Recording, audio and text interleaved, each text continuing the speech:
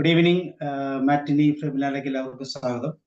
പതിപോലെ business related ആയിട്ടുള്ള പ്രത്യേകിച്ച് എന്റർപ്രണർഷിപ്പുമായി ബന്ധപ്പെട്ട ഒരു ടോപ്പിക്കാണ് ഇന്ന് നമ്മൾ സംസാരിക്കാൻ പോകുന്നത്.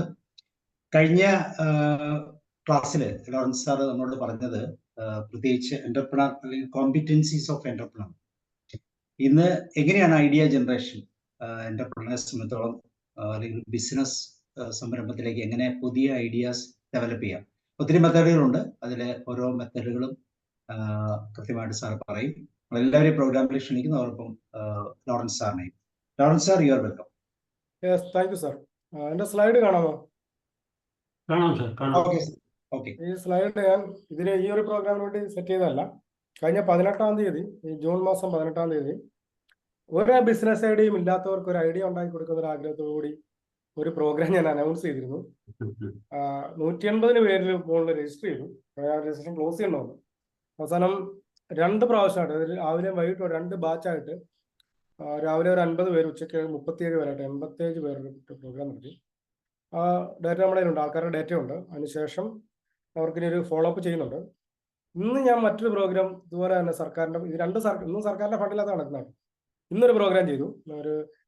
ഇന്നും 27 പേരുണ്ടായിരുന്നു. അതായത് നമ്മുടെ ഫാൻസി ഓർണമെന്റ്സിന്റെ എങ്ങനെയാണ് ഉണ്ടാക്കുന്നത് പഠിപ്പിക്കുന്ന ഒരു പ്രോഗ്രാം, സ്കിൽ പ്രോഗ്രാം. അപ്പൊ ഇത് അന്നൊക്കെ ഞാൻ ചെയ്തെടുത്തൊരു പ്രോഗ്രാമാണ്. അപ്പൊ അതുകൊണ്ട് തന്നെ നേരത്തെ ക്ലാസ്സുകൾ ഒരു പക്ഷേ പറഞ്ഞ കുറച്ച് കാര്യങ്ങൾ അതിനകത്ത് കാണാം. ഞാൻ സ്കിപ്പ് ചെയ്ത് പോകണം. നമുക്ക് ഐഡിയയിലേക്ക് മാത്രം നിൽക്കാം. ഇതൊക്കെ നമ്മുടെ സ്റ്റേറ്റ് മിനിസ്ട്രിയെ പറ്റിയ സ്ലൈഡാണ്, ശ്രദ്ധിക്കേണ്ട. അന്ന് വന്ന ആൾക്കാർ പുതിയ ആൾക്കാരായതുകൊണ്ട് അവര് ഇത് കണ്ട് പരസ്യം കണ്ടു വന്നതാണ്. വാട്സാപ്പിലെ പരസ്യം കണ്ട്, ഫേസ്ബുക്ക് പരസ്യം കണ്ടു. അപ്പോൾ എന്താണ് ഇൻഡസ്ട്രി ഡിപ്പാർട്ട്മെന്റ് എന്താണെന്ന് മനസ്സിലാക്കി കൊടുക്കാൻ വേണ്ടിയിട്ട് ചെയ്ത സ്ലൈഡ് മാത്രമേ ഉള്ളൂ. ഇവിടെ നമുക്ക് റിലവൻ്റ് ഇല്ല. ഇത് ഞാൻ കഴിഞ്ഞ പ്രാവശ്യം പറഞ്ഞാണെന്ന് എനിക്ക് തോന്നുന്നു, അല്ലേ സാറേ? പറഞ്ഞതാ. ഓക്കെ, അപ്പം അതുകൊണ്ട് വിടാം. ഇത് പറഞ്ഞതാണോ? പറഞ്ഞതാ? ഇതൊക്കെ പറഞ്ഞോ? ഇത് ഇനി ഇവിടെ നമുക്ക് ഈ ഒരു കാര്യം പറഞ്ഞാൽ എനിക്ക് തോന്നുന്നു. ഇതായി നമുക്ക് തുടങ്ങാം. 3 ടൈപ്പ് ബിസിനസ് ഉണ്ടെന്ന് അന്ന് പറഞ്ഞായിരുന്നോ? എനിക്ക് ഓർക്കുന്നില്ല എന്തൊക്കെയാ പറഞ്ഞത്. എന്നാലും ജസ്റ്റ് ഒന്ന് പറയാം. മാനുഫാക്ചറിങ് ഫസ്റ്റ് ആണ്. മാനുഫാക്ചറിങ് 3 കാര്യങ്ങൾ ഒരുമിച്ച് ആയിരിക്കണം. 1 മെക്കനൈസർ ആയിരിക്കണം, അതായത് മെഷീൻ ഉണ്ടായിരിക്കണം. 2 ഒരു വാല്യൂ അഡിഷൻ ഉണ്ടാകണം. 3 ഒരു ഫോം ചേഞ്ച് ഓഫ് ഫോം ഉണ്ടാകണം. ഈ 3 കാര്യങ്ങളാണ് മാനുഫാക്ചറിങ് ആയിട്ട്. എന്താണ് മാനുഫാക്ചറിങ് എന്നുള്ളത്? രണ്ടാമത് സർവീസ്. നമുക്ക് അറിയാവുന്ന അല്ലെങ്കിൽ നമ്മുടെ കഴിവ് ഉപയോഗിച്ച്, നമ്മുടെ സ്കില്ല് ഉപയോഗിച്ച് അതില്ലാത്തവർക്ക് ഒരു സേവനം ചെയ്തു കൊടുക്കുക. ഇപ്പം തയ്ക്കുക അല്ലെങ്കിൽ ബ്യൂട്ടി പാർലർ, ഇതെല്ലാം ചെയ്തു കൊടുക്കുക. ഇതാണ് സർവീസ് ബേസ്ഡ് ഇൻഡസ്ട്രി എന്ന് പറയുന്നത്. ഇനി ട്രേഡിങ്, നമുക്കറിയാം ഹോൾസെയിലേഴ്സ് ഉണ്ട്, റീറ്റെയിലേഴ്സ് ഉണ്ട്. ഇത് 3മാണ് ബിസിനസ് മോഡൽ എന്ന് പറയാം. ഇതും വിട്ടേക്കാം. ഇനി മറ്റൊരു പുതിയൊരു കൺസെപ്റ്റ് ഇവിടെ ഞാൻ ഇൻട്രൊഡ്യൂസ് ചെയ്യുകയാണ്. അതിന് പേര് ആൻസിലറി. ഇത് ഞാൻ ഇതിനു മുമ്പ് പറഞ്ഞിട്ടില്ല അല്ലേ സാറേ? ഇല്ല. പ്രൊഡക്ഷനും സർവീസും ട്രേഡിങ്ങും മാത്രമേ സത്യത്തിൽ ബിസിനസ് ഉള്ളൂ. ഇനി നിങ്ങൾ ചെയ്യേണ്ടത്, ഇതൊരു പ്രാക്ടിക്കൽ സെക്ഷനാണ്. സോ ബുക്കും പേന എടുത്തിട്ട് 4 കോളം ഉണ്ടാക്കിയിട്ട് എന്നോട് പറ. ബാക്കി ഞാൻ പറയാം. 4 കോളം ഉണ്ടാക്കുക.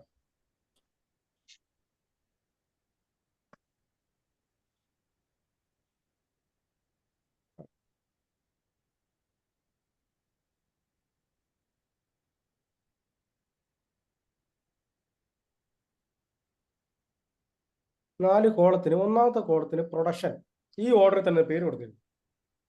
സർവീസ്, 3ാമത്തെ കോളത്തിന് ആൻസിലറി, 4ാമത്തെ കോളം ട്രേഡിംഗ്.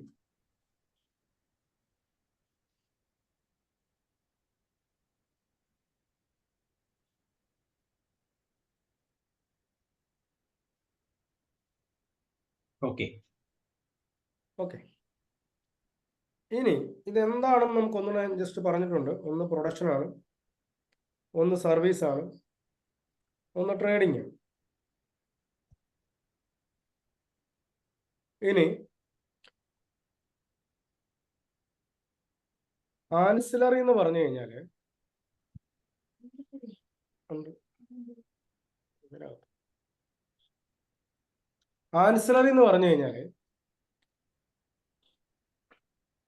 പ്രൊഡക്ഷൻ ആവാം, സർവീസ് ആവാം, ട്രേഡിംഗ് ആവാം.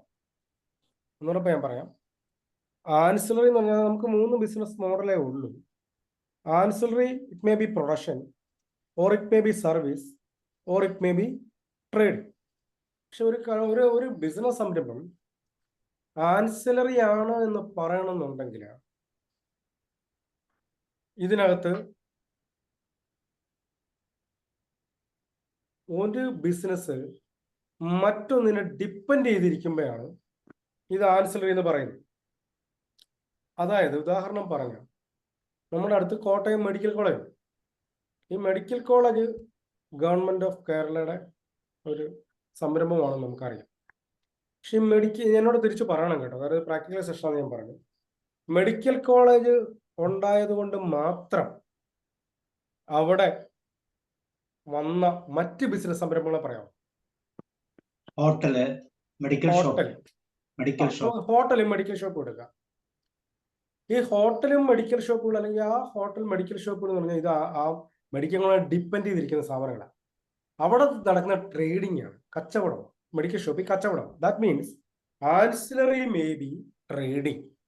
ഇനി മറ്റൊരു സാധനം പറഞ്ഞു സാറേ, ഹോട്ടലും മെഡിക്കൽ ഷോപ്പും അല്ലാതെ ഓട്ടോ ഓക്കെ, ശരി, അതൊരു സർവീസ് ആണ്. ടാക്സി സർവീസ് ആണ്. ലാബ് അത് സർവീസ് ആണ്. അപ്പൊ ആൻസിലറി എന്ന് പറഞ്ഞ പ്രൊഡക്ഷൻ ട്രേഡിംഗ് ആവാം, ആൻസിലറി എന്ന് പറഞ്ഞത് സർവീസ് ആവാം. ഇനി മറ്റൊരു സംഭവം പറയാം. ഈ മെഡിക്കൽ കോളേജിലേക്ക് ഇപ്പം നമ്മുടെ കയ്യിൽ അകത്തൊക്കെ ഇടുന്ന എന്താ പറയണേ, ഇംപ്ലാന്റ്സ്, റോഡുകൾ, ഇംപ്ലാന്റ്സ് എന്ന് പറയുന്നത്. ഈ ഇംപ്ലാന്റ്സ് ഉണ്ടാക്കി കൊടുക്കുന്ന ഒരു സ്ഥാപനം അതിന്റെ പരിസരത്തുണ്ടെന്ന് നിങ്ങളങ്ങ് വിചാരിക്കുക. അപ്പം മെഡിക്കൽ കോളേജിന്റെ ഈ ഓർത്തോ ഡിപ്പാർട്ട്മെന്റിലേക്ക് ഇവർ ഇത് ഉണ്ടാക്കി കൊടുക്കണം. അപ്പം ഇവരുടെ ഈ പ്രോഡക്റ്റ് പോകുന്നത് ഓർത്തോ ഡിപ്പാർട്ട്മെന്റിലേക്കാണ്. That means ancillary may be production. അപ്പൊ ആൻസിലറി സർവീസ് ആവാം, ട്രേഡ് ആവാം, പ്രൊഡക്ഷൻ ആവാം. അപ്പം മറ്റൊരു കാര്യം പറഞ്ഞാൽ ഇപ്പൊ പാലക്കാട് കഞ്ചിക്കോട് നമ്മുടെ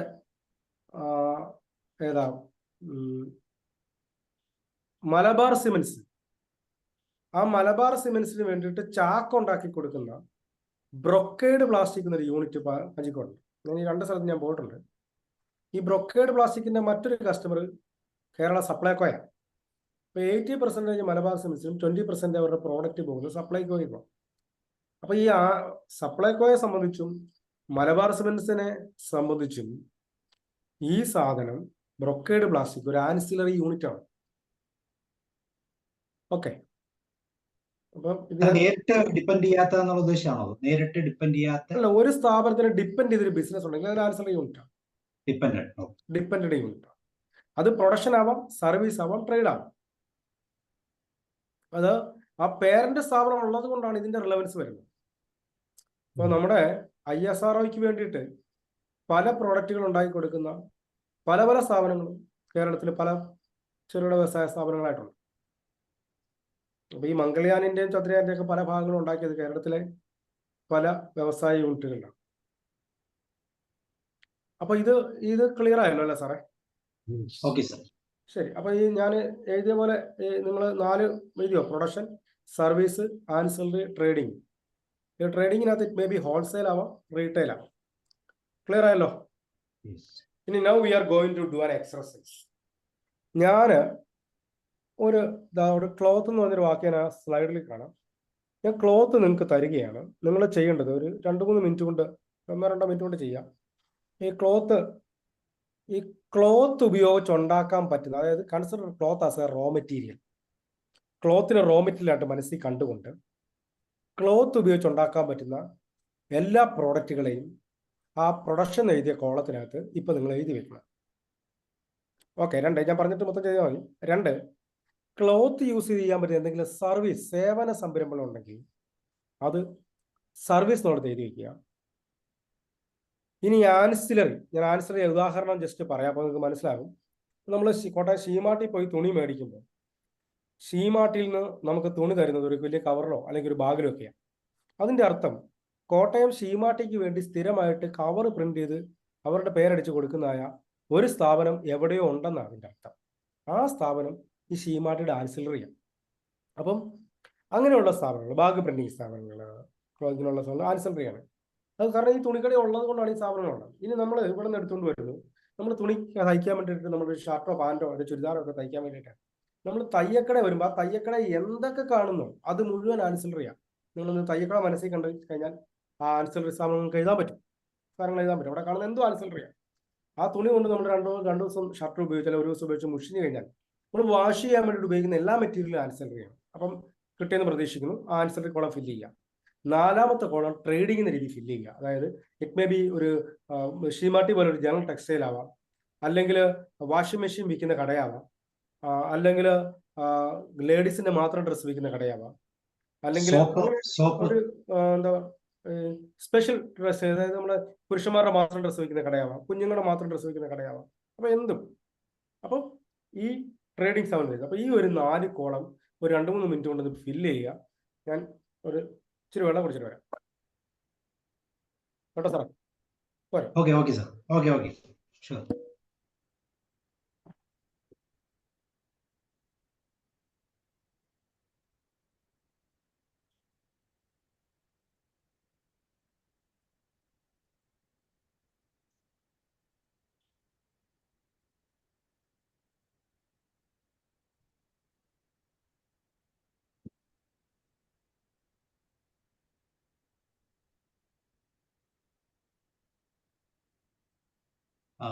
റോയ് സാറേ, പ്രൊഡക്ഷൻ എന്നുള്ളിടത്ത് നമുക്ക് ടെക്സ്റ്റൈൽ എഴുതാം അല്ലെ? Textile factory. നമ്മളിപ്പോ പില്ലോ, ബെഡ്ഷീറ്റ്, കർട്ടൻ, കർച്ചീഫ് ഇതൊക്കെ പ്രൊഡക്ഷൻ ആവാക്കാനും. പിന്നെ കൈത്തറി. അതൊക്കെ കൈത്തറി ഒക്കെ പ്രൊഡക്ഷൻ ആക്കാം. ഓക്കെ. പിന്നെ സർവീസ് എന്ന് പറയുന്നത്?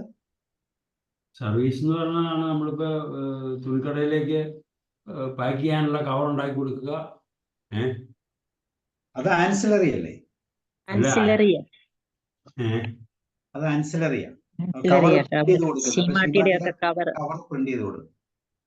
സർവീസ് എന്ന് പറയുന്നത് എന്തായിരിക്കും? അപ്പം അവിടെ ഈ പ്രോഡക്റ്റ് എത്തിക്കുന്ന വണ്ടികളൊക്കെ സർവീസ് അല്ലേ? തുണികൾ എത്തിക്കുന്ന വണ്ടികള് സർവീസുമായിട്ട് ബന്ധപ്പെടത്തില്ലേ? അപ്പൊ അതിന്റെ ക്വാളിറ്റി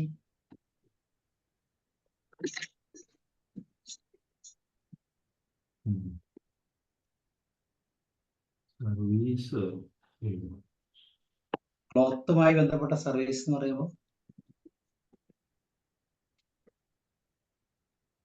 റീറ്റെയിലൊക്കെ ട്രേഡിംഗ് ആണ് അല്ലെ? റീറ്റെയിലും അല്ല, ഈ വരുന്ന വേസ്റ്റുകളൊക്കെ കളക്ട് ചെയ്യുകയും കൊണ്ടുപോകുന്നതും ഒക്കെ സർവീസ് അല്ലേ? ഇപ്പൊ കടകളിലും മറ്റെടുത്ത് വരുന്ന പ്ലാസ്റ്റിക് മറ്റു വേസ്റ്റുകളൊക്കെ വരുന്നത് കളക്ട് ചെയ്യുന്നത് ഒരു സർവീസ് ആണല്ലോ. ഓക്കെ. പിന്നെ ഈ നമ്മൾ ഈ ചാരിറ്റി ഒക്കെ കൊടുക്കാൻ വേണ്ടിയൊക്കെ സംഘടനകൾ എടുക്കത്തില്ലേ? അത് വേണേ ശരിയാ. പഴയതും പഴയ വസ്ത്രങ്ങളും മറ്റും വസ്ത്രങ്ങൾ എടുക്കുന്നത് സംഘടന, അതെല്ലാം സർവീസ് എന്ന് പറയുന്ന തലത്തിൽ വരും. അതെ. പിന്നെ ട്രേഡിംഗ് എന്ന് പറയുമ്പോൾ ടെക്സ്റ്റൈൽ ഷോപ്പുകൾ, വാഷിംഗ് ഉപയോഗിക്കുന്ന എക്യുപ്മെന്റ്സ് ഒക്കെ, വാഷിംഗ് പൗഡർ ഒക്കെ ഉണ്ടാക്കുന്ന കടകള്, വാഷിംഗ് മെഷീൻ ഒക്കെ ഉണ്ടാക്കുന്നത്, പിന്നെ സോപ്പ് പൗഡർ, സോപ്പ് മെറ്റീരിയൽസ് ഉണ്ടാക്കുന്നത്, നിലം തുടയ്ക്കാൻ ഉപയോഗിക്കുന്ന വസ്തുക്കൾ ഉണ്ടാക്കുന്നത്, ഓക്കെ.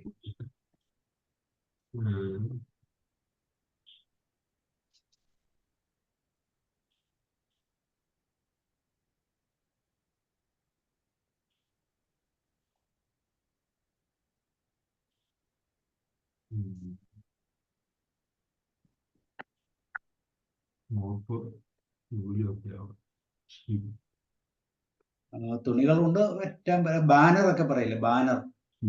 പിന്നെ തൂക്കാൻ ഉപയോഗിക്കുന്ന, ചെയ്യാൻ ഉദ്ദേശിക്കുന്ന ജോലികളൊക്കെ പെടാറ്. മോപ്പ് എങ്ങനത്തെ പ്രോഡക്ട്സ്? മോപ്പും പ്രോഡക്ട്സ്. പിന്നെ തുണി കൊണ്ട് ചെയ്യാൻ പറ്റുന്നത്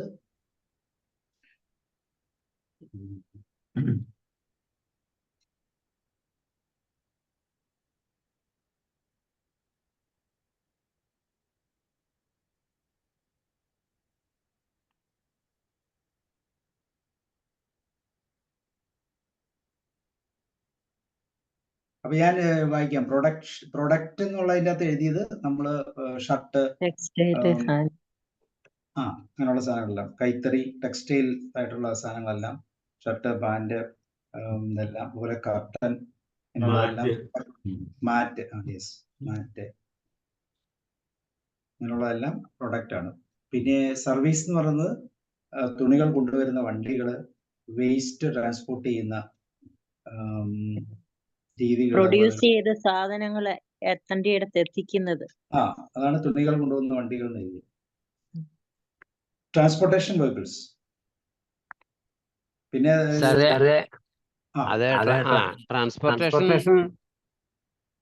ട്രാൻസ്പോർട്ടേഷൻ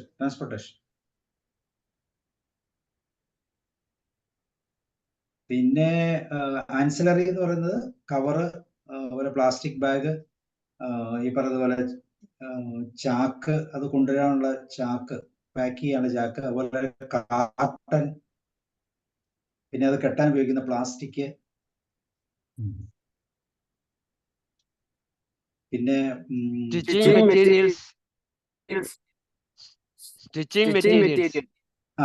മെറ്റീരിയൽസ്, യെസ്, തയ്യൽക്കടയുമായിട്ട് ബന്ധപ്പെട്ട്. പിന്നെ അതുപോലെ തന്നെ പിന്നെന്താ, പാക്കിംഗ്, അതാണ് കാർട്ടൺസ് എന്ന് എഴുതി. പിന്നെ പ്ലാസ്റ്റിക് ട്വൈന്, നൂലുകൾ, കെട്ടുന്ന സാധനങ്ങള്, സ്റ്റിക്കറുകള്, പ്രൈസ് സ്റ്റിക്കറൊക്കെ ഉണ്ടല്ലോ, അതെല്ലാം ആൻസിലറിയുടെ ഇത് വരും. ട്രേഡിംഗ് എന്ന് പറയുമ്പോൾ ഹോൾസെയില്, റീറ്റെയില്, സോപ്പ്, വാഷിംഗ് മെഷീൻ, അങ്ങനത്തെ സാധനങ്ങൾ, സോപ്പ് മെറ്റീരിയൽസിന്റെ പ്രൊഡക്ഷന്, മോബ് അതിന്റെ പ്രൊഡക്ഷന്, ബാനറുകൾ പക്ഷെ ആൻസർ ചെയ്യില്ലേ,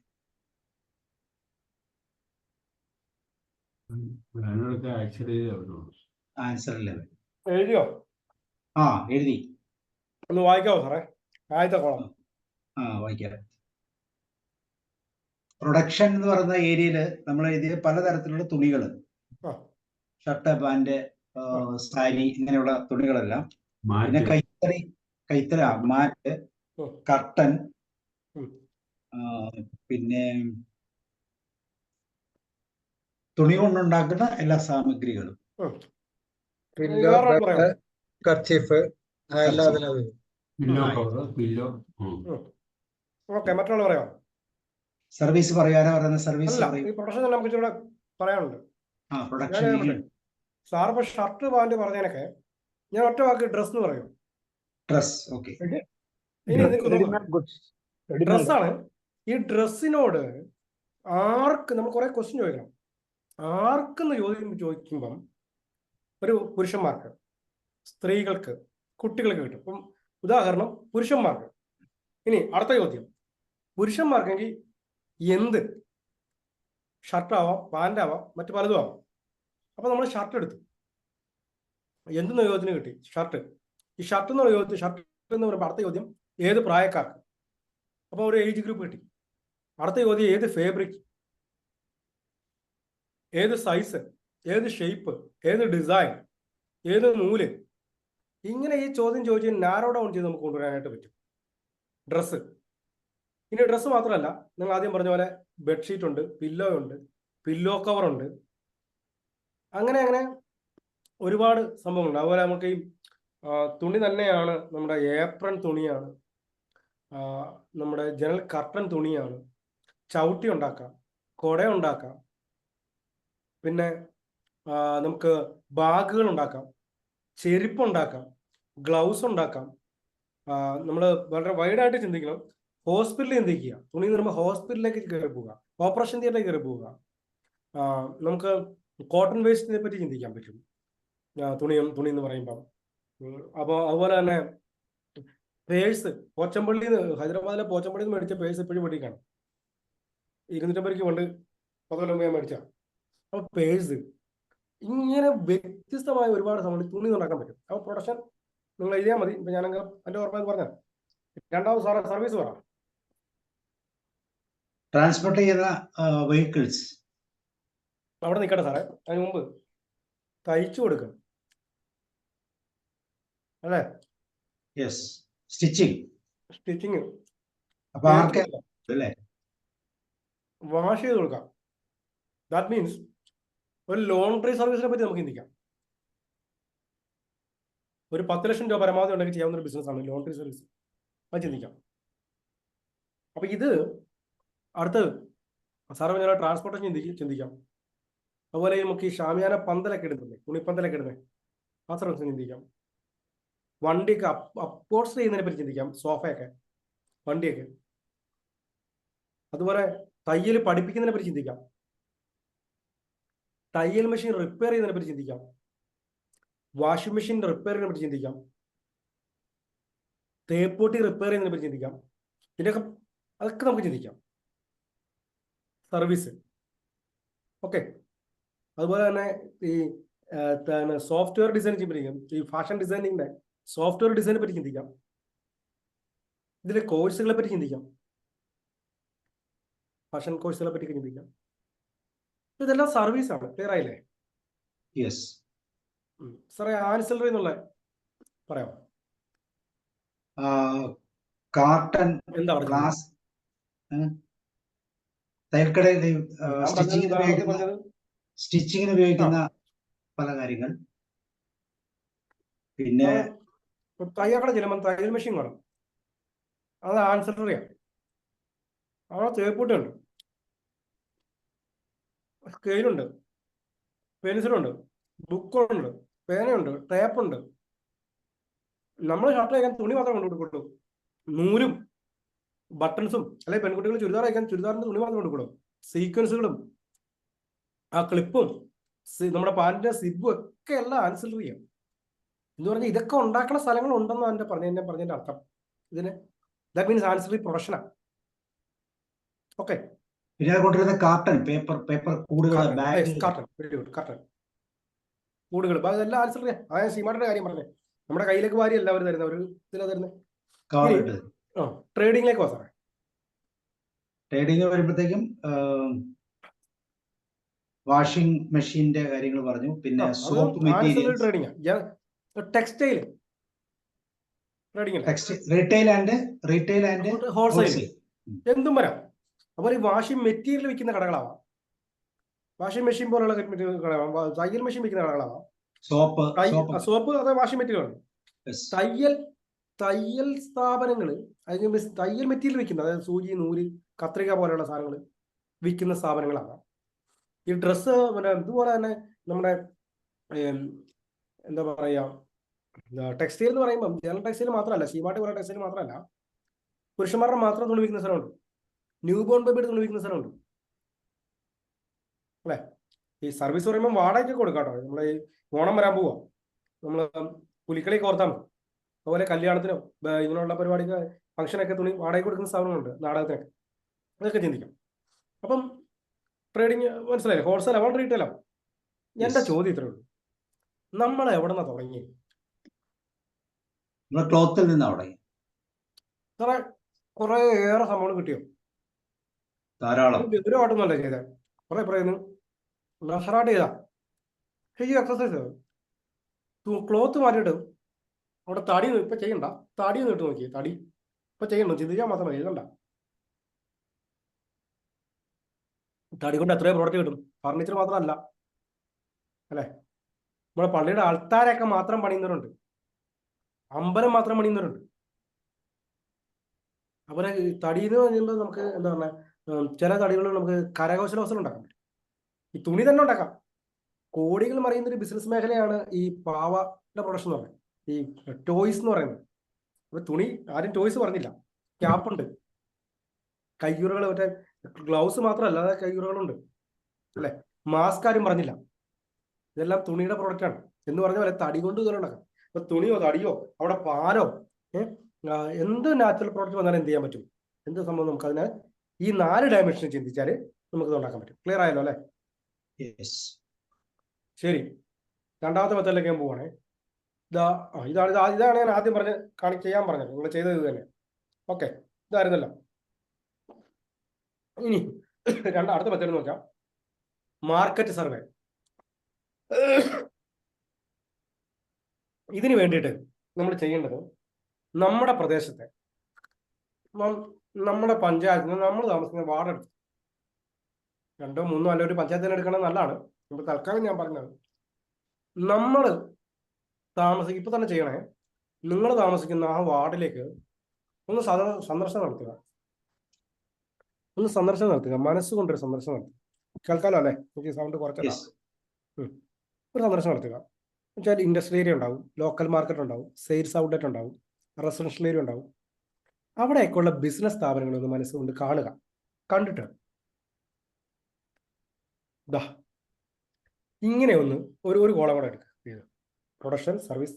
ഇപ്പൊ നമുക്ക് ആൻസലറി ഇല്ല, ഹോൾസെയിൽ, റീറ്റെയിൽ, ഇങ്ങനെ എഴുതി വയ്ക്കും.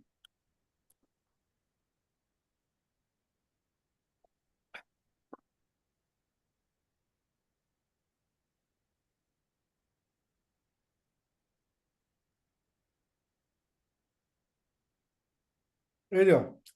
യെസ്. അതുകൊണ്ട് നിലവിലുള്ള സ്ഥാപനങ്ങളെ ഒന്ന് മനസ്സിൽ കാണും. ഏതൊക്കെ പ്രൊഡക്ഷൻ സ്ഥാപനങ്ങൾ? ചിലപ്പം ചപ്പാത്തി ഉണ്ടാക്കുന്ന യൂണിറ്റ് ഉണ്ടാകും. എഴുതേണ്ടത് ഉണ്ടെങ്കിൽ ചപ്പാത്തി ഉണ്ടാക്കുന്ന യൂണിറ്റ് എത്ര എണ്ണം, ബോർമ എത്ര എണ്ണം, ഷർട്ട് ഉണ്ടാക്കുന്ന യൂണിറ്റ് എത്ര എണ്ണം, അച്ചാർ ഉണ്ടാക്കുന്ന യൂണിറ്റ് ഇത്ര എണ്ണം. ഇങ്ങനെയുള്ള ഇത് നമ്മൾ നിലവിലുള്ളത്. സർവീസിലേക്ക് പോയി കഴിഞ്ഞാൽ തയ്യൽക്കട ഇത്ര, ബ്യൂട്ടി പാർലർ സർവീസാ ഇത്ര, വർക്ക്ഷോപ്പുകൾ സർവീസാ ഇത്ര എണ്ണം. ചിലപ്പോൾ ഹോൾസെയിൽ ഉണ്ടാവില്ല, ഉണ്ടെങ്കിൽ കൊണ്ട് എഴുതുക. ഇല്ലെങ്കിൽ റീറ്റെയിൽ എങ്ങനെയാണ് ഉണ്ടാവും? ബേക്കറി റീറ്റെയിലാണ് അല്ലേ? ഏതൊക്കെ പറഞ്ഞു കഴിഞ്ഞാൽ ഈ കാറ്റഗറി ഏതിനകത്ത് വരുമെന്ന് ഞാൻ പറയാം കേട്ടോ. അതായത് അവിടെയുള്ള ബിസിനസ്സുകളെ നമ്മൾ ഈ 4 ഗ്രൂപ്പായിട്ട് തിരിക്കുകയാണ്.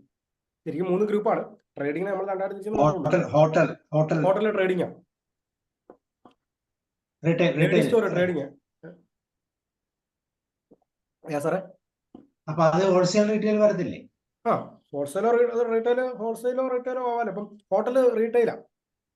ചില സ്ഥലത്ത് ഹോൾസെയിൽ ഉണ്ടാവത്തില്ല സാറേ, ചിലപ്പോൾ ഉണ്ടാവാം. പലചരക്കട ഹോൾസെയിൽ, കോട്ടയം ടൗണിലൊക്കെ ഹോൾസെയിൽ പലചരക്കടയുണ്ട്. ഒരു റീറ്റെയിൽ, തുണിക്കടകൾ ഹോൾസെയിൽ വരാം.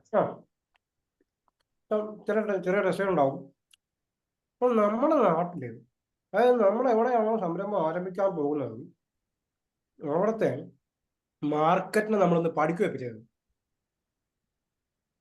എഴുതി വെച്ചോ കുറച്ചു പേരെങ്കിലും? അല്ലാതെ മറ്റാരെങ്കിലൊക്കെ എഴുതിയല്ലോ? ഇപ്പൊ തന്നെ ചെയ്യാനല്ല ഞാൻ പറഞ്ഞു, വീട്ടിൽ നിന്ന് തന്നെ ചെയ്യാം. അപ്പം മോഡൽ കാണിക്കുന്നത് മാത്രമേ ഉള്ളൂ. അപ്പം ചെയ്യാം.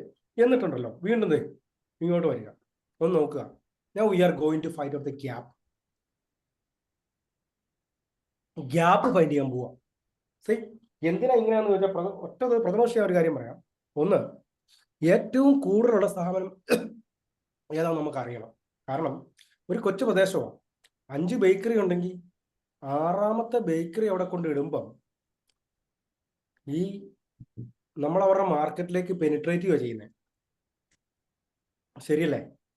ഈ എക്സിസ്റ്റിംഗ് നമുക്ക് കസ്റ്റമർ കിട്ടുമോ എന്ന് നമുക്ക് ചിന്തിക്കേണ്ടി വരും. ഇനി പറ്റിയ ഒരു സ്ഥാപനം ഇല്ലെന്ന് വിചാരിച്ചോളൂ. അപ്പം ഏറ്റവും കൂടുതലുള്ള ഏതാ? നമ്മളിത് ഈ സ്റ്റാറ്റിക്സ് നമ്മൾ എടുക്കുകയാണ്. ഏറ്റവും കൂടുതലുള്ള ഏതാ, ഏത് ടൈപ്പ് സ്ഥാപനമാണ്, ഏത് സെഗ്മെന്റിലുള്ള സംഭവമാണ് ഏറ്റവും കൂടുതലുള്ളത്. അപ്പം ഏറ്റവും കുറവുള്ള ഏതാ? അങ്ങനെയാണ് നാളെ രാവിലെ ഒന്ന് തുടങ്ങാമോ? ചിലപ്പോൾ നമുക്ക് തോന്നും. ഞാൻ ഒരു ഉദാഹരണം പറയാം. ഭരണങ്ങാനം പള്ളിയുടെ മുമ്പിൽ ഞാൻ ഇന്ന് വരെ പർദ്ദ വയ്ക്കുന്ന ഒരു സ്ഥാപനം കണ്ടിട്ടില്ല. എന്നും പറയും നാളെ രാവിലെ ഒരു 2 ലക്ഷം രൂപ ഞാൻ പകുതിയും കൊടുത്ത് ഒരു 10-20,000 രൂപ വാടക ഒരു കടയെടുത്ത് പർദ്ദ വെക്കുന്ന സാധനം തുടങ്ങി ഒരിക്കലും വിജയിക്കില്ല. കാരണം പർദ്ദ ഉപയോഗിക്കുന്ന വിഭാഗക്കാർ അവിടെ ഇല്ല. ആ സമയം ഒരു 10-12 കിലോമീറ്റർ അപ്പുറത്തേക്ക് പോയിട്ട് ഞാനവിടെ ഒരു ബീരാറ്റുപാട്ടയിൽ തുടങ്ങിക്കഴിഞ്ഞാൽ വിജയിക്കാൻ സാധ്യതയുണ്ട്. എന്ന് പറഞ്ഞാൽ പർദ്ദ ഉപയോഗിക്കുന്ന കമ്മ്യൂണിറ്റി എന്ന് പറയുന്നത് പാലാ മുനിസിപ്പാലിറ്റി ഒറ്റ കുടുംബം പോലും ഇല്ല. അറിയാമോ? ഒറ്റ കുടുംബം പോലും ഇല്ല. അപ്പൊ ഒരു സാധനം പറ്റിയ ഒരു സ്ഥലത്ത് ഇല്ലെങ്കിൽ ഞാൻ എന്താ ചിന്തിക്കണ്ടേ? എന്നെക്കാളും വിവരവും വിദ്യാഭ്യാസവും എന്നെക്കാളും സാമ്പത്തികമുള്ള അച്ഛന്മാർ ഇഷ്ടംപോലെ പാലയിൽ കിടന്നിട്ട് അവരാരും തുടങ്ങിയില്ലെങ്കിൽ, എന്തുകൊണ്ട് അവരാരും തുടങ്ങിയില്ല എന്ന് ചിന്തിക്കാനുള്ളൊരു ബോധമെങ്കിലും എനിക്ക് വേണം. അല്ലാണ്ട് നാളെ ഒരു നേരം എടുത്തുകൊണ്ട് ഇവിടെ ഇല്ല, നാളെ തുടങ്ങിയേക്കാം എന്ന് ചിന്തിക്കുക അല്ല വേണ്ടത്. You have to analyse the market. അതിപ്പോൾ അവിടെ താമസിക്കുന്ന ആൾക്കാരായ അവരുടെ ഗ്രൂപ്പ് ഒരു നല്ലൊരു സ്റ്റഡി നടത്തുന്നുണ്ട്. പല രീതി നമുക്ക് തിരിക്കാതിനെ. മാർക്കറ്റ് സെഗ്മെന്റേഷൻ എന്നൊക്കെ പറയും അതിന്. അവിടെ താമസിക്കുന്നത് നമുക്ക് ജിയോഗ്രാഫിക്കലായിട്ട് തിരിക്കാം, ഡെമോഗ്രാഫിക്കായിട്ട് തിരിക്കാം, അങ്ങനെ പലൊരു 3 രീതിയിൽ തിരിക്കാം. അപ്പൊ ആരൊക്കെയാണ് അവിടെ താമസിക്കുന്നത്, ഏത് പ്രായക്കാരാണ്, അല്ലെങ്കിൽ ഏതൊക്കെ പർട്ടിക്കുലർ വിഭാഗത്തിൽപ്പെട്ടവരാണോ, അല്ലെങ്കിൽ അവരുടെ വരുമാനം എങ്ങനെയാണ്, മന്ത്ലി പൈസ കിട്ടുന്ന സർക്കാർ ഉദ്യോഗസ്ഥരാണോ, അതോ വീക്കിലി പൈസ കിട്ടുന്നവരാണോ, അതോ ഡെയിലി പൈസ കിട്ടുന്ന സാധാരണ കൂലിപ്പണിക്കാർ ഉള്ളവരാണോ താമസിക്കുന്നത്. അപ്പൊ അങ്ങനെ ഒരു റിമോട്ട് ഏരിയ നമുക്കറിയാം, ഒരു റിമോട്ട് ഏരിയ കൊണ്ട് അവിടെ എന്നാൽ ലൂയിസ് ഫിലിപ്പിന്റെ ഒരു ഔട്ട്ലെറ്റ് ഇല്ലെന്ന് പറയും, നാളെ ഒരു ഔട്ട്ലെറ്റ് വിജയിക്കണമെന്നില്ല. അപ്പൊ അവിടെ താമസിക്കുന്ന ആൾക്കാർ അവരുടെ പർച്ചേസിങ് ഹിസ്റ്ററി എങ്ങനെയാണ്, അവരെങ്ങനെ അത് പർച്ചേസ് ചെയ്യുന്നു, അത് വളരെ പ്രധാനപ്പെട്ട ഒരു കാര്യമാണ്. ഞാൻ ഈയിടെ ഇതിനെപ്പറ്റി ഫേസ്ബുക്കിലൊന്ന് ഒരു പോസ്റ്റ് ഇട്ടിരുന്നു. ഈ കുത്തകകൾ വന്നോട്ടെ, നിങ്ങളിലേക്കൊന്ന് നോക്കാവോ എന്നൊക്കെ ചോദിച്ചു. അപ്പം പ്രോഡക്റ്റിന്റെ ഗ്യാപ്പ് ഫെന്റ് പ്രോഡക്റ്റ്, ആ പ്രോഡക്റ്റ് അവിടെ ഉണ്ടോ, ഒരു സ്ഥാപനത്തിന് ഗ്യാപ്പായി. ഇനി അടുത്ത പ്രോഡക്റ്റിലേക്ക് ഒരു പർട്ടിക്കുലർ കടയിലെ സ്ഥിരമായിട്ടൊരു പ്രോഡക്റ്റ് ഇല്ലെങ്കിൽ ദാറ്റ്സ് എ പ്രോഡക്റ്റിന്റെ ഗ്യാപ്പാണ്. നമുക്ക് തന്നെ അറിയാലോ, നമ്മൾ ചില ഒഴിവാക്കുന്ന കടകളുണ്ട്, സ്ഥിരം കയറുന്ന കടകളുണ്ട്. എന്തുകൊണ്ടാണ്?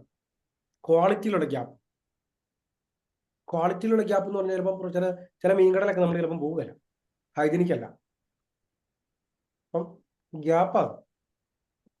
ഇന്നത്തെ കാലത്ത് ഒരു ഹോട്ടലിൽ പാർക്കിങ്ങിന് സ്ഥലം കുറവാണെങ്കിൽ ഗ്യാപ്പാ. കൊച്ചു പിള്ളേർക്ക് സൈക്കോളജിക്കൽ ഗ്യാപ്പാണ്. കൊച്ചു പിള്ളേർക്ക് കഴിയാനുള്ള കുഞ്ഞു വാഷ് ബേസിൻ ഉണ്ടെങ്കിൽ പോലും അത് ഗ്യാപ്പാ. അപ്പം ഇങ്ങനെയുള്ള ഗ്യാപ്പുകളെ ഫൈൻഡ് ചെയ്യുക. അവരുടെ പെരുമാറ്റത്തിലെ ഗ്യാപ്പ്. കഴിഞ്ഞ പ്രാവശ്യം ഞാൻ പറഞ്ഞില്ല, എനിക്ക് കൈവിരൽ മുക്കി ചായ കൊണ്ടുവന്ന കഥ ഞാൻ കഴിഞ്ഞ പ്രാവശ്യം പറഞ്ഞതാണ്.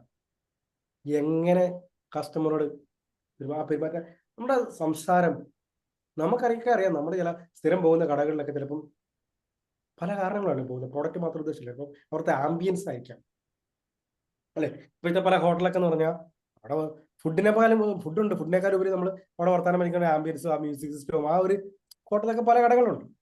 ആ ആംബിയൻസ് പ്രധാനപ്പെട്ടായിരിക്കും. അപ്പൊ ഇങ്ങനെ ഉണ്ടോ ഇല്ലയോ, ഈ ഗ്യാപ്പുകൾ ഫൈൻഡ് ചെയ്യുക. അതിനുവേണ്ടിയാണ് നമ്മൾ ഈ മാർക്കറ്റ് സ്റ്റഡി നടത്തുന്നത്. ക്ലിയർ ആയല്ലോ അല്ലെ? ദെൻ വീണ്ടും നമ്മൾ ഇതൊക്കെ നോക്കണം. എക്സിസ്റ്റിംഗ് എന്റർപ്രൈസിന്റെ കാര്യങ്ങൾ, അവരെ പറ്റി ഏതൊക്കെ ഉണ്ടായിരിക്കുന്നത്, അവരുടെ ജനങ്ങളുടെ ഏണിംഗ് സോഴ്സ് എന്താ, ഫിനാൻഷ്യൽ സ്റ്റാറ്റസ് എന്താ, സ്പെൻഡിങ് നേച്ചർ എങ്ങനെയാണ്. നമ്മുടെ കടയിൽ വന്നിട്ട് ചെരുപ്പ് കാലമായിട്ട് അപ്പുറത്തേക്ക് മാറിയിട്ട് ഓൺലൈൻ ഓർഡർ ചെയ്യുന്നവരാണോ, ഡെമോഗ്രാഫി മീൻസ് അറിയാലോ, ഏജ് താമസിക്കുന്നത് എങ്ങനെയാണ്, വൃദ്ധര് കൂടുതലുള്ള സ്ഥലമാണോ, കുഞ്ഞുങ്ങൾ കൂടുതലുള്ളതാണോ. ഇപ്പൊ നമ്മുടെ ഉദാഹരണം പറഞ്ഞാൽ കാക്കനാട് ആ ഇൻഫോ പാർക്കൊക്കെ അവിടെ കിടക്കുന്നുണ്ട്, സ്റ്റെപ്സും ഒക്കെ കിടക്കുന്നുണ്ട്. കേരളത്തിന്റെ ഒരു പരിചയം അവിടെ ഉണ്ട്, 14 ജില്ല അവിടെ ഉണ്ട്. ചെറുപ്പക്കാരായിരിക്കും കൂടുതലും. 2 പേരും ജോലിയാണ്, ഒരാൾ കൊച്ചു കുഞ്ഞുങ്ങളുണ്ട്. There is a possibility of take care. മനസ്സിലായോ? ഉദാഹരണം പറഞ്ഞു. അതുപോലെ ഒരു സ്ഥലം പഠിച്ചാൽ ടൂറിസത്തിന് സാധ്യതയുണ്ട്. കേരളത്തിൽ ഏറ്റവും നന്നായിട്ട് വളരാൻ പറ്റുന്ന ഒരു ഇൻഡസ്ട്രിയാണ് ടൂറിസം എന്ന് പറയുന്നത്. പക്ഷെ ആരും കാര്യമായിട്ട് എക്സ്പ്ലോർ ചെയ്തിട്ടില്ല. അപ്പോൾ ടൂറിസത്തിന് സാധ്യതകളുണ്ടോ? ഇങ്ങനെയുള്ള കാര്യങ്ങളൊക്കെ നമ്മൾ പഠിക്കുക. പഠിച്ചിട്ട് ഇതല്ലേ നിങ്ങൾ തന്നെ കണ്ടുപിടിക്കും. ഇപ്പൊ തന്നെ കണ്ടുപിടിക്കാൻ പറ്റും, പിന്നെ ചെയ്താലും മതി. ഏതാ ഏറ്റവും കൂടുതൽ, കുറവേതാ? ഇതിനകത്ത് നമുക്ക് കിട്ടിയ, ഞാൻ ഇത്രയും പറഞ്ഞതെന്ന് കിട്ടിയ മിനിമം ഒരു 5 റിവലേഷൻസ്, 5 വെളിപ്പെടുത്തുക, അല്ലെങ്കിൽ 5 ഇൻസൈറ്റ്സുകൾ എഴുതി വെക്കുക. എന്നിട്ട് ആലോചിക്കുക, there is any possibility to start a new one. പുതിയൊരെണ്ണം ഇവിടെ സ്റ്റാർട്ട് ചെയ്യാൻ എന്തെങ്കിലും സാധ്യതയുണ്ടോ, അത് നോക്കുക. അതിനുശേഷം വീണ്ടും ഇതുപോലെ കോളം വരയ്ക്കുക. കോളം വരച്ചിട്ട് ഇത് എക്സിസ്റ്റിംഗ് അല്ല സാറേ, പോസിബിൾ എന്റർപ്രൈസ് ആണ്. ഒരു കാര്യം ഓർക്കുക, ഇങ്ങനെ എഴുതി വെച്ചാൽ മാത്രം പോരാ. കുറച്ച് കഴിയുമ്പോൾ പിന്നെ സംഭവം ഇവിടെ ഉണ്ട്, പോസിബിലിറ്റി ഉണ്ട്. വൈ, എന്തൊക്കെയാണ് ആ പോസിബിലിറ്റി, പ്രോസ് ആൻഡ് കോൺസ് കൃത്യമായിട്ട് എഴുതുക. അപ്പൊ ഇവിടെ ഒരു സർവീസിന് ഗ്യാപ്പ് ഉണ്ടല്ലോ. ഇവിടെ കുറച്ച് ചെറുപ്പക്കാർ പെൺകുട്ടികളുണ്ട്. ഇവരൊക്കെ ഒരു 10 കിലോമീറ്റർ അപ്പുറം പോയിട്ടാണല്ലോ ബ്യൂട്ടി പാർലറിൽ പോകുന്നത്. ഇവിടെ ഒരു ബ്യൂട്ടി പാർലർ സാധ്യത ഉണ്ടല്ലോ. ഡെമോഗ്രാഫി പഠിക്കണം. എന്താണ് സാധ്യത ഒക്കെ ഉണ്ടോ? ഇവരെവിടെ തയ്ക്കാൻ പോകുന്നത്, അതിന് സാധ്യത ഉണ്ടോ? ഇവിടെ ഒരു എന്താ പറയുക, ഇവിടെ ഹോട്ടലുകളും വലിയ വലിയ റിസോർട്ടുകളും ഒരു വലിയ ഹോസ്പിറ്റലുള്ള ഏരിയ ആണല്ലോ. അങ്ങനെയാണെങ്കിൽ ഇവിടെ ലോണ്ടറി സർവീസ് സാധ്യത ഇല്ലേ? ഹോസ്റ്റലുള്ള ഏരിയ അല്ലേ? ഇവിടെ ഒരു മെഡിക്കൽ കോളേജ് ഉണ്ടല്ലോ, ഒരു ലോഡ്ജ് ഉണ്ടാക്കേണ്ട സാധ്യത ഉണ്ടോ? പുതിയ മെഡിക്കൽ കോളേജ് ആണല്ലോ, പുതിയ എഞ്ചിനീയറിംഗ് കോളേജ് ആണല്ലോ, സാധ്യത ഉണ്ടോ? ഇങ്ങനെയൊക്കെ നമ്മൾ ചിന്തിച്ചിട്ട് സാധ്യതയുള്ള സംരംഭങ്ങൾ എഴുതി വെക്കുകയും ആ എഴുതി വെച്ച ഓരോന്നിനെയും കൃത്യമായിട്ട് അനലൈസ് ചെയ്യാൻ വേണം. നമ്മുടെ ഇൻസൈറ്റ്സുകൾ ഇതെല്ലാം നമ്മൾ കൃത്യമായിട്ട് എഴുതി വെക്കുക. ഓക്കെ, ഇനി അടുത്ത മെത്തേഡിലേക്ക് ഞാൻ പോവാണേ. നമ്മുടെ ഏരിയ ഒന്നുകൂടെ പഠിക്കാം. ഇതൊരു ടൂറിസത്തിന് സാധ്യതയുള്ള, ഞാൻ ആദ്യം പറഞ്ഞ ടൂറിസം സാധ്യത ഏരിയയാണ്. അതുപോലെ ഇതൊരു ഇൻഡസ്ട്രിയൽ ഏരിയ ആണ്.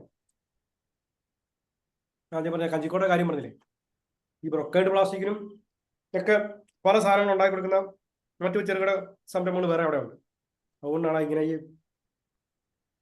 ചെയിൻ ഓഫ് ഇൻഡസ്ട്രി ഒക്കെ ഉണ്ടാകുന്നത്. ഇനി ഇൻഡസ്ട്രി ഏരിയ ആയിട്ട് ഗവൺമെന്റ് പ്രഖ്യാപിച്ച സ്ഥലങ്ങൾ അവിടെ ഉണ്ട്. അതുപോലെ ഇതൊരു ഹാർബർ ഏരിയയാണ്. ഞാൻ എപ്പോഴും ചിന്തിക്കാറുണ്ട്, ക്ലാസ്സിന് വേണ്ടി പറയുന്നില്ല കേട്ടോ, തഞ്ചാവൂര് ഡ്രസ്സിന്റെ ഹബ്ബല്ലേ, കോയമ്പത്തൂര് ഇലക്ട്രോണിക്സിന്റെ ഹബ്ബല്ലേ, നമുക്കെന്താ ഹബ്ബുള്ളത്? അങ്ങനെ നോക്കിയ ഡ്യൂപ്ലിക്കേറ്റ് പ്രോഡക്റ്റിന്റെ ഹബ്ബാ കുന്നംകുളം. നമ്മൾ കുന്നംകുളം പ്രോഡക്റ്റ് എന്ന് പറയാറുണ്ട്. അതല്ലാതെ കേരളത്തിൽ ഒരു ഹബ്, ഇൻഡസ്ട്രിയൽ ഹബ് എന്താണ്? പൊന്നാനിയും നമ്മുടെ കടപ്പുറം, കൊല്ലത്ത് നീണ്ടകര കടപ്പുറമുണ്ട്. എന്തുകൊണ്ടാണ് ഒരു ഫിഷിന്റെ ഇൻഡസ്ട്രിയുടെ ഹബ്ബ് ഇവിടെ ഉണ്ടാവാതെ വരുന്നത്? ഇനി ചില സ്ഥലം അഗ്രികൾച്ചറിന് സാധ്യതയുള്ള സ്ഥലമായിരിക്കും. അങ്ങനെയാണെങ്കിൽ അതുമായിട്ട് ബന്ധപ്പെട്ട് നമുക്ക് എന്തൊക്കെ ചെയ്യാൻ പറ്റും? അപ്പോൾ ഓരോ നാടിനും ഓരോ പ്രത്യേകത ഉണ്ടാവും. അവിടെയൊക്കെ എന്തൊക്കെ ബിസിനസ്സിന് സ്റ്റാർട്ട് ചെയ്യാൻ സാധ്യതയുണ്ട്? നാട്ടിൽ അഗ്രികൾച്ചറാണോ, ഇൻഡസ്ട്രിയൽ ഏരിയ ആണോ, അതൊരു കൊമേഴ്സ്യൽ ഏരിയ ആണോ?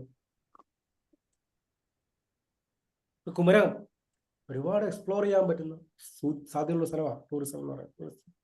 നമുക്ക് എന്ത് ചെയ്യാൻ പറ്റുന്നു ഒക്കെ ചിന്തിക്കാം. ഇനി കാരണം വെച്ചാൽ ചിന്തിക്കാൻ ഞാൻ ഇപ്പം ഒരു ജസ്റ്റ് ഉദാഹരണമാണ്. ഈ മലയുടെ പേര് വിട്ടുപോയി. വയനാട് ഒരു മലയുണ്ട്. രാവിലെ ഒരു 3 മണിക്കൊക്കെയാണ് ഞങ്ങൾ കൊണ്ട് മല കയറാൻ പോയത്. ഒരു 5:30 ആയപ്പോൾ അവിടെ എത്തി. അവിടെ സൂര്യോദയം കാണാം. ഇങ്ങനെ റോഡിന്റെ ഫേസ്ബുക്ക് നോക്കിയാൽ അങ്ങനെ അറിയാം. ആ സമയത്ത് ഞങ്ങൾ 5:30 ആകുമ്പോൾ അവിടെ ചെല്ലുമ്പോൾ അവിടെ കട്ടൻ കാപ്പിയും നാട്ടുകാരുണ്ടേ, ഗ്യാസ് കുറ്റിയായിട്ടൊക്കെ മുകളിൽ ആൾക്കാരുണ്ട്. നമ്മുടെ ഓംലെറ്റും ബ്രെഡും കട്ടൻ കാപ്പിയൊക്കെ ആയിട്ടുണ്ട്. അവിടെ ടെൻ്റ് അടിച്ച് രാത്രി വന്ന് കിടന്നിട്ട് മല കിടന്നിട്ട് രാവിലെ സൂര്യോദയം ചെയ്യാൻ പോകുന്ന ആൾക്കാരുണ്ട്. അപ്പം ആ സാധ്യത അയൽക്കാർ ഉപയോഗപ്പെടുത്തിയതാണ് ഈ രാവിലത്തെ ഈ ഒരു കച്ചവടം എന്ന് പറയുന്നത്. ഞാൻ പറഞ്ഞത് ഇങ്ങനെ എന്തൊക്കെ സാധ്യതകൾ നമുക്കുണ്ട്. ടൂറിസം ആയിക്കോട്ടെ, അഗ്രികൾച്ചർ ആയിക്കോട്ടെ, ഹാർബർ ആയിക്കോട്ടെ, മണ്ണ് ഒരുപാടുണ്ട്. ഞാൻ അങ്ങോട്ടേ വരുന്നു. ഇങ്ങനെ നമ്മുടെ സ്ഥലത്തെ പറ്റി ചിന്തിക്കാം. എന്നിട്ട് അടുത്ത കോളം നാച്ചുറൽ റിസോഴ്സുകളെ എഴുതുക. ഇതിന്റെ വാല്യൂ അഡിഷൻ. ഇവിടെയാണ് ഞാൻ ഗവേഷണ സ്ഥാപനങ്ങളെ നിങ്ങളെ പരിചയപ്പെടുത്താൻ ആഗ്രഹിക്കുന്നത്. നമുക്ക് സാറേ ഒത്തിരി ഗവേഷണ സ്ഥാപനങ്ങളുണ്ട്. ഉദാഹരണം CTCR, എക്സാമ്പിൾ പറയുന്നത് centre tuber crops research institute, കേന്ദ്ര കിഴങ്ങുവിള ഗവേഷണ കേന്ദ്രം. കിഴങ്ങുവിളയിൽ നിന്ന് ഒരുപാട് സാധനം ഉണ്ടാക്കാം. കപ്പ മെയിനായിട്ട് തിരുവനന്തപുരത്താണ് CTCR. കപ്പയിൽ നിന്ന് നമുക്ക് ആപ്പാടെ കപ്പ ചിപ്സും കപ്പ ബിരിയാണിയും കൊള്ളിക്കപ്പയൊക്കെ ഉണ്ടാക്കാനേ അറിയാവുള്ളൂ. പക്ഷേ കപ്പയിൽ നിന്നാണ് ഒത്തിരി പ്രോഡക്റ്റ് ഉണ്ടാക്കാൻ പറ്റും. കപ്പയിൽ നിന്ന് ഒരുപാട് പ്രോഡക്റ്റ് ഉണ്ടാക്കാൻ പറ്റും. അപ്പം നമ്മുടെ നാച്ചുറൽ റിസോഴ്സ് ഉള്ളത് എഴുതി വെക്കുക. അപ്പം കപ്പ ഒരുപാടുണ്ട്. കപ്പയിൽ നമുക്ക് ഇന്ന പ്രോഡക്റ്റ് ഉണ്ടാക്കാം. ജാക്ക് ഫ്രൂട്ട്, ചക്ക ഒരുപാടുണ്ട്. മാങ്ങ ഒരുപാടുണ്ട്. കാഞ്ഞിരപ്പള്ളി എന്ന് ഇറങ്ങിയൊരു പ്രോഡക്റ്റ് ഉണ്ട്, പൈനാപ്പിൾ മാഷ് എന്ന് പറയും. ഈ പൈനാപ്പിൾ എന്ന് പറയുന്ന സാധനം സീസണൽ പ്രോഡക്റ്റ് ആണെന്ന് നമുക്കറിയാം. നമ്മുടെ ഫ്രിഡ്ജിൽ, നമ്മുടെ റെഫ്രിജറേറ്ററിനകത്ത് നമ്മൾ വെള്ളം വയ്ക്കും. ഫ്രീസറിൽ വെച്ച് കഴിയുമ്പോൾ ഒരു 3-4 മണിക്കൂർ കഴിയുമ്പോൾ ഇത് കട്ടയായിട്ട് വരും. ഈ കട്ടയായിട്ട് വരുന്നത് വെള്ളത്തിന് പകരം ഒട്ടും വെള്ളം ചേർക്കാത്തതായ പൈനാപ്പിൾ ജ്യൂസ് വെച്ചാൽ അത് പൈനാപ്പിളിൻ്റെ ക്യൂബ്സ് ആയിട്ട് കിട്ടും നമുക്ക്. ശരിയല്ലേ? എന്നിട്ട് അത് പ്രിസർവ് ചെയ്യാൻ നമുക്ക് പറ്റിക്കഴിഞ്ഞാൽ നമ്മൾ കുറച്ച് നാൾ പൈനാപ്പിൾ ഇല്ലാത്ത സമയത്ത്, സീസൺ ഇല്ലാത്ത സമയത്ത് ഒരു 1/2 ഗ്ലാസ് വെള്ളം കൂടെ ചേർത്ത് മിക്സിയിലൊരു കറക്കി കഴിഞ്ഞാൽ നമുക്ക് പൈനാപ്പിൾ ജ്യൂസ് കിട്ടും. ഇതൊരു സംരംഭം കാഞ്ഞിരപ്പള്ളി തുടങ്ങിയാണ്, പൈനാപ്പിൾ മാഷ്. അപ്പം മനസ്സിലാക്കേണ്ട കാര്യം കപ്പ മാത്രമല്ല, മീനാണെങ്കിൽ CIFT, central institute of fisheries technology. ഇറച്ചിയാണെങ്കിൽ മണ്ണുത്തി വെറ്റിനറി യൂണിവേഴ്സിറ്റി. കോക്കനട്ട് ആണെങ്കിൽ കോക്കനട്ട്, തേങ്ങ വെളിച്ചെണ്ണ മാത്രമല്ല ഒരുപാട് സാധനങ്ങൾ നമുക്ക് അതിനകത്ത് ഉണ്ടാക്കാൻ പറ്റും കോസ്മെറ്റിക് പ്രോഡക്റ്റുമായിട്ട്. ഫുഡ് പ്രോഡക്റ്റ് ഒക്കെ, കോക്കനട്ട് ഡെവലപ്മെന്റ് ബോർഡ് ഉണ്ട്. ഇങ്ങനെയുള്ള നിരവധി ഗവേഷണ സ്ഥാപനങ്ങളുണ്ട്. ഇവിടുത്തെ ഏറ്റവും വലിയ ഗുണം എന്ന് പറഞ്ഞാൽ ഈ ഗവേഷണ സ്ഥാപനത്തിൽ നമ്മൾ ചെയ്യുന്ന അവരുടെ ലാബ് ഉപയോഗിക്കാം, ലൈബ്രറി ഉപയോഗിക്കാം, സയന്റിസ്റ്റുകളുടെ സർവീസ് യൂസ് ചെയ്യാം, അവരുടെ വൈഫൈ യൂസ് ചെയ്യാം. ഈ ലാബൊക്കെ ഉപയോഗിച്ച് പ്രോഡക്റ്റ് ഉണ്ടാക്കി വെളിയിൽ ഇറക്കിയിട്ട് അത് വിറ്റ് പോകുന്നുണ്ടെങ്കിൽ മാത്രം നമുക്ക് ഇൻവെസ്റ്റ് ചെയ്താൽ മതി. ഇങ്ങനൊരു ഫെസിലിറ്റി ഒരുപാടുപെട്ട എല്ലാ ഗവേഷണ സ്ഥാപനങ്ങളും നൽകുന്നുണ്ട്. നമുക്കറിയില്ല. അപ്പോൾ കോട്ടയത്താണെങ്കിൽ KVK ഉണ്ട്, കുമരകത്ത് കൃഷി വിജ്ഞാന കേന്ദ്രം. അവിടെയൊക്കെ ചെന്ന് കഴിഞ്ഞാൽ കപ്പ മാത്രമല്ല, ഈ ചക്കയും അതുപോലെ തന്നെ ഇതുപോലെ പൈനാപ്പിളും മാങ്ങയും ഇതിനൊക്കെ ഒരുപാട് വാണിജ്യ സാധ്യതയുള്ള ഒരുപാട് ഉൽപ്പന്നങ്ങളെ അവർ ഉണ്ടാക്കി തരും. അപ്പൊ നമുക്ക് ഇങ്ങനെയുള്ള സാധ്യതകൾ നമുക്കുണ്ടെങ്കിൽ, അതായത് നാച്ചുറൽ റിസോഴ്സ് ഉണ്ടെങ്കിൽ ഈ നാച്ചുറൽ റിസോഴ്സിനെ നമുക്ക് എന്താക്കി മാറ്റാം, കറസ്പോണ്ടിങ് വാല്യൂ ആയിട്ടുള്ള പ്രോഡക്റ്റ് ആക്കി മാറ്റാം. അതിന് സഹായകരമായ ഗവേഷണ സ്ഥാപനങ്ങൾ ഇവിടെയുണ്ട്. അത് നമുക്ക് ചെയ്യാനായിട്ട് ഉണ്ട്. ഓക്കെ, ഇനി അടുത്ത ഞാൻ പറയാം. അടുത്ത നമ്മൾ ഇൻഡസ്ട്രിയിലേക്ക് നോക്കാം. ആൾക്കാരെ പഠിക്കാം, ജനങ്ങളെ പഠിക്കാം, ജനങ്ങളുടെ ഏത് കഴിവുള്ളവരാ. ഞാൻ ഉദാഹരണം പറഞ്ഞാൽ, കണ്ണൂർ ജില്ലയിൽ 2 പെൺകുട്ടികളുണ്ട്. 2 പേര് MSc ഫാഷൻ ഡിസൈനിങ് പഠിച്ചവരാണ്. ഇവർ ചെയ്യുന്നൊരു സംരംഭം എന്ന് പറയുന്നത്, ഇവര് ലിനന്റെ കുർത്തയുടെ തുണി മേടിക്കും, എന്നിട്ട് ഇവർ ഡിസൈൻ ചെയ്യും. ഡിസൈൻ ചെയ്തിട്ട് ഇവർ കട്ട് ചെയ്തിട്ട് ആ നാട്ടിലുള്ള വീട്ടിലിരുന്ന് തയ്ക്കുന്ന ചേച്ചിമാർക്കല്ല ഇവർക്ക് ഇത് കൊടുക്കും. അവർക്ക് തയ്ച്ചു കൊടുത്താൽ മതി. ഇവരിത് പിടിച്ച് മാർക്കറ്റ് ചെയ്യും. എന്ത് എളുപ്പം നോക്കി. അതായത് ഇവരെ സംബന്ധിച്ച് റോ മെറ്റീരിയൽ പ്രൊക്യൂർമെന്റും ഇത് മാത്രമേ ഉള്ളൂ, മാർക്കറ്റിംഗ് മാത്രമേ ഉള്ളൂ. പ്രൊഡക്ഷന്റെ തലവേദന ഇല്ല, അധികം ഇൻവെസ്റ്റ്മെന്റ് ഇല്ല. റോ മെറ്റീരിയൽ അത് ഇൻവെസ്റ്റ്മെന്റ് പറയാൻ പറ്റത്തില്ല. ഇവരുടെ ഇൻവെസ്റ്റ്മെന്റ് എന്ന് വെച്ചാൽ ഇൻവെസ്റ്റ്മെന്റ് അല്ലാതെ തുണി റോ മെറ്റീരിയൽ മേടിക്കാനുള്ള വർക്കിംഗ് ക്യാപിറ്റൽ മാത്രമേ ഉള്ളൂ. There is no investment. അവരെ സംബന്ധിച്ച് മെഷീൻ ഇൻവെസ്റ്റ് ചെയ്യുന്നില്ല, ബിൽഡിങ്ങിന് ഇൻവെസ്റ്റ് ചെയ്യുന്നില്ല, സ്ഥലം മേടിക്കുന്നില്ല. അവര് ഈ തയ്ക്കുന്ന ചേച്ചിമാരെ സംബന്ധിച്ച് അവർക്ക് സന്തോഷം, അവർക്ക് പീസ് വർക്ക് കിട്ടുന്നത്. ഇവരെടുത്ത് മാർക്കറ്റ് ചെയ്യും. അതായത് എന്തുകൊണ്ടാണ് തയ്ക്കാൻ അറിയില്ല, തയ്യൽ അറിയാവുന്നതായ ഒരു ഗ്രൂപ്പ് ഓഫ് പീപ്പിൾ അവിടെ ഉള്ളത് കൊണ്ടാണ് അവർ ആ സംരംഭം ചെയ്യുന്നത്. ഇവരെടുക്കുന്നു, ഇവർ തുണി മേടിക്കുന്നു, ഡിസൈൻ ചെയ്യുന്നു, കട്ട് ചെയ്യുന്നു, ഈ ചേച്ചിമാരെ പീസ് വർക്ക് കൊടുക്കുന്നു, അവർ തയ്ച്ചു കൊടുക്കുന്നു, അവർക്ക് അതിനുള്ള പൈസ കൊടുക്കുന്നു, ഇവർ മാർക്കറ്റ് ചെയ്യുന്നു. ആ പ്രൊഡക്ഷന്റെ തലവേദന അവിടെ ഇല്ല. ഒരാളെ മാനേജ് ചെയ്യുന്ന പറഞ്ഞാൽ എളുപ്പമൊന്നുമില്ല.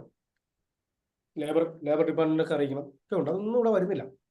അപ്പൊ അങ്ങനെ അതായത് ആൾക്കാരെ പഠിച്ചിട്ട് ഇപ്പൊ നമ്മുടെ പ്രദേശത്ത് ജീവിക്കുന്ന ആൾക്കാരെ എന്തെങ്കിലും സ്പെസിഫിക് കഴിവുള്ളവരാണെങ്കിൽ അവരുടെ ആ കഴിവുകളെ നമുക്കതായ രീതിയിൽ എന്തെങ്കിലും സംരംഭമാക്കി മാറ്റാൻ പറ്റുമോ?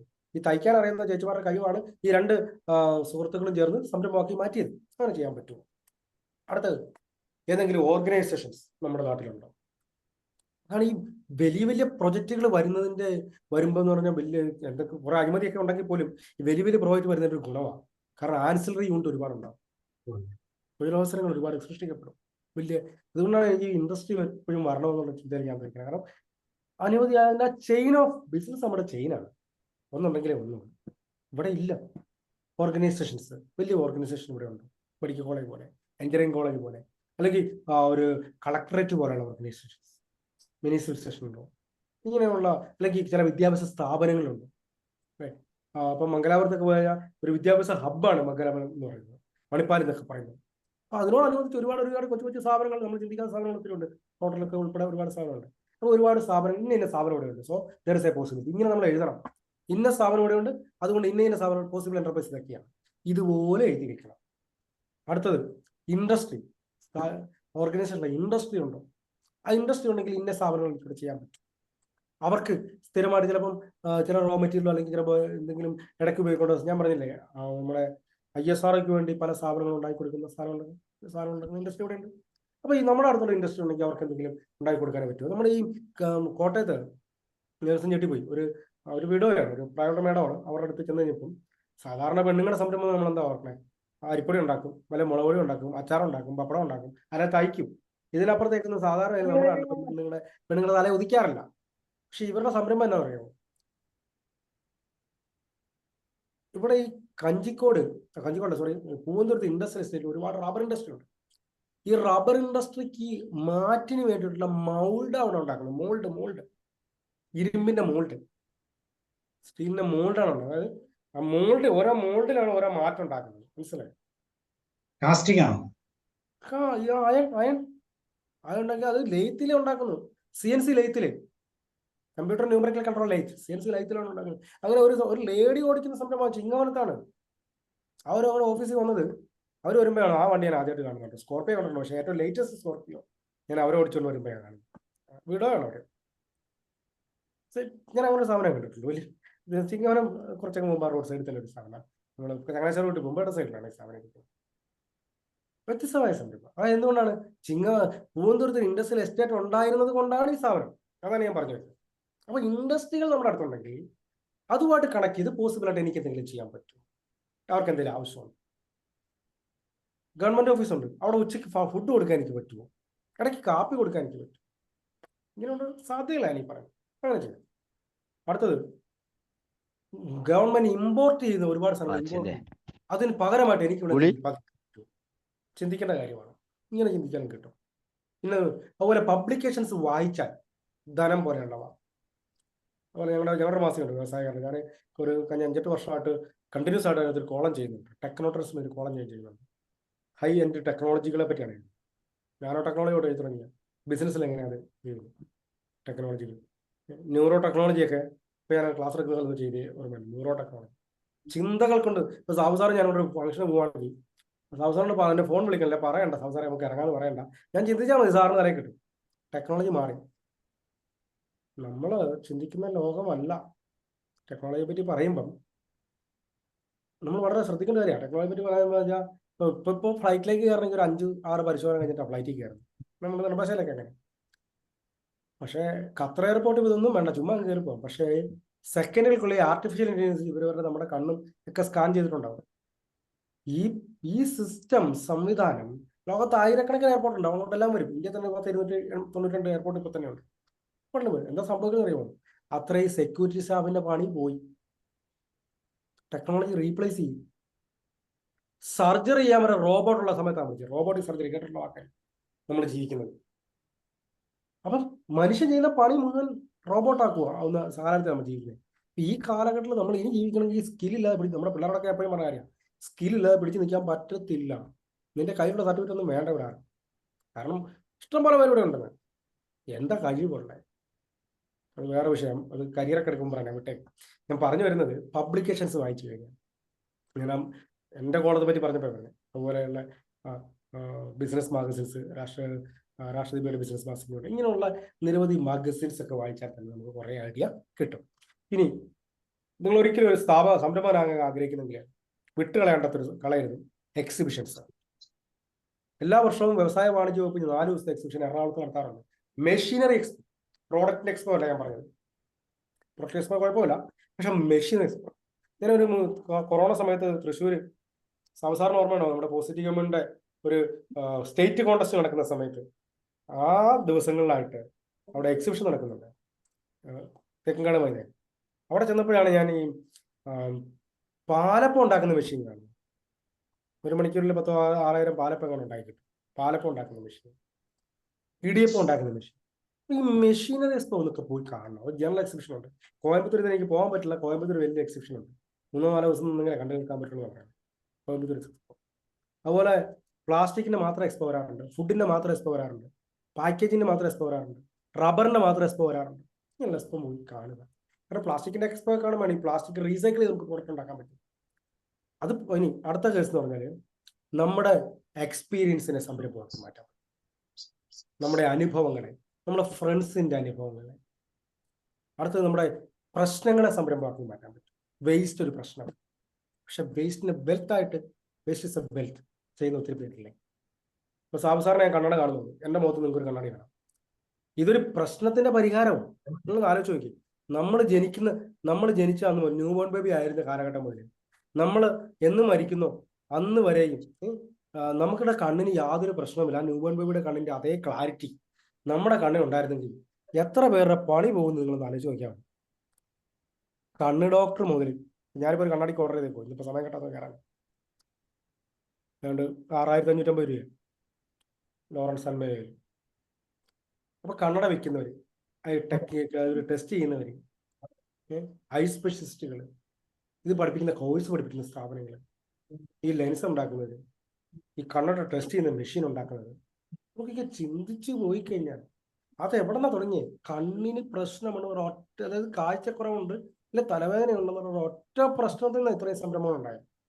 അപ്പം വർഷങ്ങൾക്കും ഒരു മനുഷ്യന്റെ മോളെ കൊതു കടിച്ചു, നാട്ടുകാരെ പിള്ളേരെ മുഴുവൻ കൊതു കടിച്ചു. പക്ഷെ ഇദ്ദേഹം മാത്രം ജപ്പാനിലേക്ക് ഫ്ലൈറ്റ് കയറി പോയിട്ട് അദ്ദേഹം ഒരു എന്താ പറയുക, ഒരു ടെക്നോളജി കൊണ്ട് കേരളത്തിൽ അവതരിപ്പിച്ചു. പേര് കല്യാണരാമൻ എന്നാ, പക്ഷെ ആ പേരിൽ അദ്ദേഹത്തെ ആരും അറിയത്തില്ല. ഷോഗൺ ഫിലിംസിന്റെ ഗുഡ് നൈറ്റ് മോഹൻ എന്ന് പറഞ്ഞാലേ അദ്ദേഹത്തെ നമുക്ക് അറിയാവുള്ളൂ. പ്രോഡക്റ്റ് ഗുഡ് നൈറ്റ് മനസ്സിലായല്ലോ. അത് കൊതുക് കടിക്കുള്ള എതിരെയുള്ളതാണ്. ചിറ്റലപ്പള്ളിയുടെ എന്തായിരുന്നു ആദ്യത്തെ വളർച്ച? സ്റ്റേബിലൈസർ. പ്രശ്നം എന്തായിരുന്നു? വോൾട്ടേജ് ക്ഷാമം. ശരിയല്ലേ? പ്രശ്നം അവിടെ ഉണ്ടല്ലോ, ആലോചിച്ച് നോക്കിയാൽ മതി. ഞാൻ നിങ്ങൾ ഉപയോഗിക്കുന്ന എല്ലാ പ്രോഡക്റ്റുകളും എല്ലാ സർവീസുകളും ഏതെങ്കിലും ഒരു പ്രോഡക്റ്റിന്റെ അല്ലെങ്കിൽ ഏതെങ്കിലും ഒരു പ്രോബ്ലത്തിന്റെ സൊല്യൂഷനാണ്. അപ്പൊ പ്രോബ്ലം ഉണ്ടെങ്കിൽ, ഇപ്പൊ ഞാനിപ്പോ സംസാരിക്കുന്ന ഈ പ്ലാറ്റ്ഫോം തന്നെ അതൊരു പ്രോബ്ലത്തിന്റെ സൊല്യൂഷനാണ്. എന്താ പ്രോബ്ലം? ദൂരെ ഇരിക്കുന്നവർക്ക് ഒരുമിച്ച് കൂടി ഒരു മീറ്റിംഗ് നടത്താൻ പറ്റുന്നില്ല. കൊറോണ വന്നപ്പോൾ എന്ത് സംഭവം അല്ലത്, നേരത്തെ ഉള്ളതാ. കൊറോണ വന്നപ്പോൾ പിന്നെ നമ്മളൊക്കെ ഫെമിലിയർ ആയെന്ന് മാത്രമേ ഉള്ളൂ. അപ്പം ദൂരെ ഇരുന്ന് ഒരു മീറ്റിംഗ് നടത്തണം, ഒരു ബിസിനസ് മീറ്റിംഗ് നടത്തണം. അപ്പൊ നമ്മളത് ഇങ്ങനെ ഉപയോഗിക്കുന്ന മാത്രമേ ഉള്ളൂ. ഒരു ബിസിനസ് മീറ്റിംഗ് നടത്തണം. ആ സിഇഒക്ക് അല്ലെങ്കിൽ ആ സിഇഒ ഇരിക്കുന്നിടത്തേക്ക് ബാക്കിയുള്ള മാനേജർമാരെല്ലാം വരണം, അല്ലെ? ഒരു ഫിസിക്കൽ മീറ്റിംഗിന്റെ കാലഘട്ടം ആയിരുന്നെങ്കിൽ, ഒരു 15-20 വർഷം മുമ്പായിരുന്നെങ്കിൽ സിഇഒ ബോംബെ ഇരിക്കുവാണെങ്കിൽ ഇന്ത്യയിലെ 28 സ്റ്റേറ്റിൽ നിന്നുള്ള ആൾക്കാരെല്ലാം അങ്ങോട്ട് അവിടുത്തെ എല്ലാ ജിഎംമാരും അങ്ങോട്ട് വരണം. എന്റെ ചെലവാ, സമയം, ഇതെല്ലാം വേണം. അപ്പൊ ഈ പ്രശ്നത്തിന്റെ പരിഹാരം ഈ സൂം എന്നുള്ള പ്ലാറ്റ്ഫോം, പല ടെക്നോളജികളും, അല്ലേ? ഇപ്പൊ നമ്മളെ വീട്ടിൽ ഇരുന്ന് മൊബൈലിൽ നിന്ന് ഓർഡർ ചെയ്ത് കഴിഞ്ഞാൽ ഫുഡ് വീട്ടിൽ വരും. വഴിയിലേക്ക് ഇറങ്ങി നിന്ന് ഒരാളുടെ അനുഭവം അത്. പുള്ളിക്ക് കാറിന് കൈ കാണിച്ചിട്ട് നിർത്താൻ വന്നപ്പോൾ അങ്ങനെ തലേ തോന്നിയ ഒരു ഐഡിയയാണ് എന്ത്, ഈ യൂബർ എന്ന് പറയുന്നത്. നിങ്ങളുടെ കാര്യം ശ്രദ്ധിക്കുക, ഞാൻ എപ്പോഴും ചിന്തിക്കുന്ന കാര്യമുണ്ട്. നമ്മളൊരു കാർ കമ്പനി തുടങ്ങിക്കഴിഞ്ഞാൽ നമ്മൾ എവിടെ ഇൻവെസ്റ്റ് ചെയ്യും? കാറിൽ ഇൻവെസ്റ്റ് ചെയ്യും. കാറ് മേടിച്ചു കൂട്ടും, അല്ലെ? എത്രത്തോളം ഇൻവെസ്റ്റ് ചെയ്യാൻ പറ്റും? യൂബറുകാരൻ കാറിലാണ് ഇൻവെസ്റ്റ് ചെയ്തത്, ടെക്നോളജിയിലാണ് ഇൻവെസ്റ്റ് ചെയ്തത്, സോഫ്റ്റ്വെയറിലാണ് ഇൻവെസ്റ്റ് ചെയ്തത്. കാറ് കൂട്ടിച്ചേർപ്പെടുക, അതാണ് സ്കെയിലബിൾ ബിസിനസ് എന്ന് പറയുന്നത്. യൂബർ ഉണ്ടാക്കിയ ഹൃദേശ് അഗർവാള് അവരൊരു ഹോട്ടൽ റൂമും പണിതിട്ടില്ല, അല്ലെ? അതും പ്രശ്നത്തിന്റെ സൊല്യൂഷനാണ്. പല ഹോട്ടലിൽ പോയി അവനെ എഞ്ചിനീയറിംഗ് പഠിക്കാൻ പറ്റാം, അപ്പൊ ഇങ്ങനെ താല്പര്യമില്ലാണ്ട് പല ഹോട്ടലിൽ പോയി താമസിച്ചപ്പോൾ അവന് മനസ്സിലായി ഇന്ത്യയിലെ ഹോട്ടലുകളൊന്നും സ്റ്റാൻഡേർഡൈസ്ഡ് അല്ല. എല്ലാ ഹോട്ടലും ഒരുപോലെ അല്ല. ചില സ്ഥലത്ത് വെള്ളം ഉണ്ടെങ്കിൽ ചില സ്ഥലത്ത് ബാക്കി എല്ലാ സൗകര്യങ്ങളും, ചില സ്ഥലത്ത് പേസ്റ്റ് ഉണ്ടാവില്ല. അപ്പൊ ഇത് കണ്ടപ്പോ അവന്റെ തലയിൽ ഒരു ഐഡിയ ആണ് ഓയോ എന്ന് പറയുന്നത്. ഇന്ന് ഒരു ഹോട്ടൽ റൂമും പോലും സ്വന്തം ഇല്ലാതെ ഏഷ്യയിൽ ഏറ്റവും വലിയ ഹോട്ടൽ ശൃംഖല പടുത്തുയർത്തി 25 വയസ്സിനുള്ളിൽ ഓയോ റൂംസ് എന്ന് പറയുന്നത്. എന്തുവാ? പ്രശ്നത്തിന്റെ പരിഹാരമാണ്.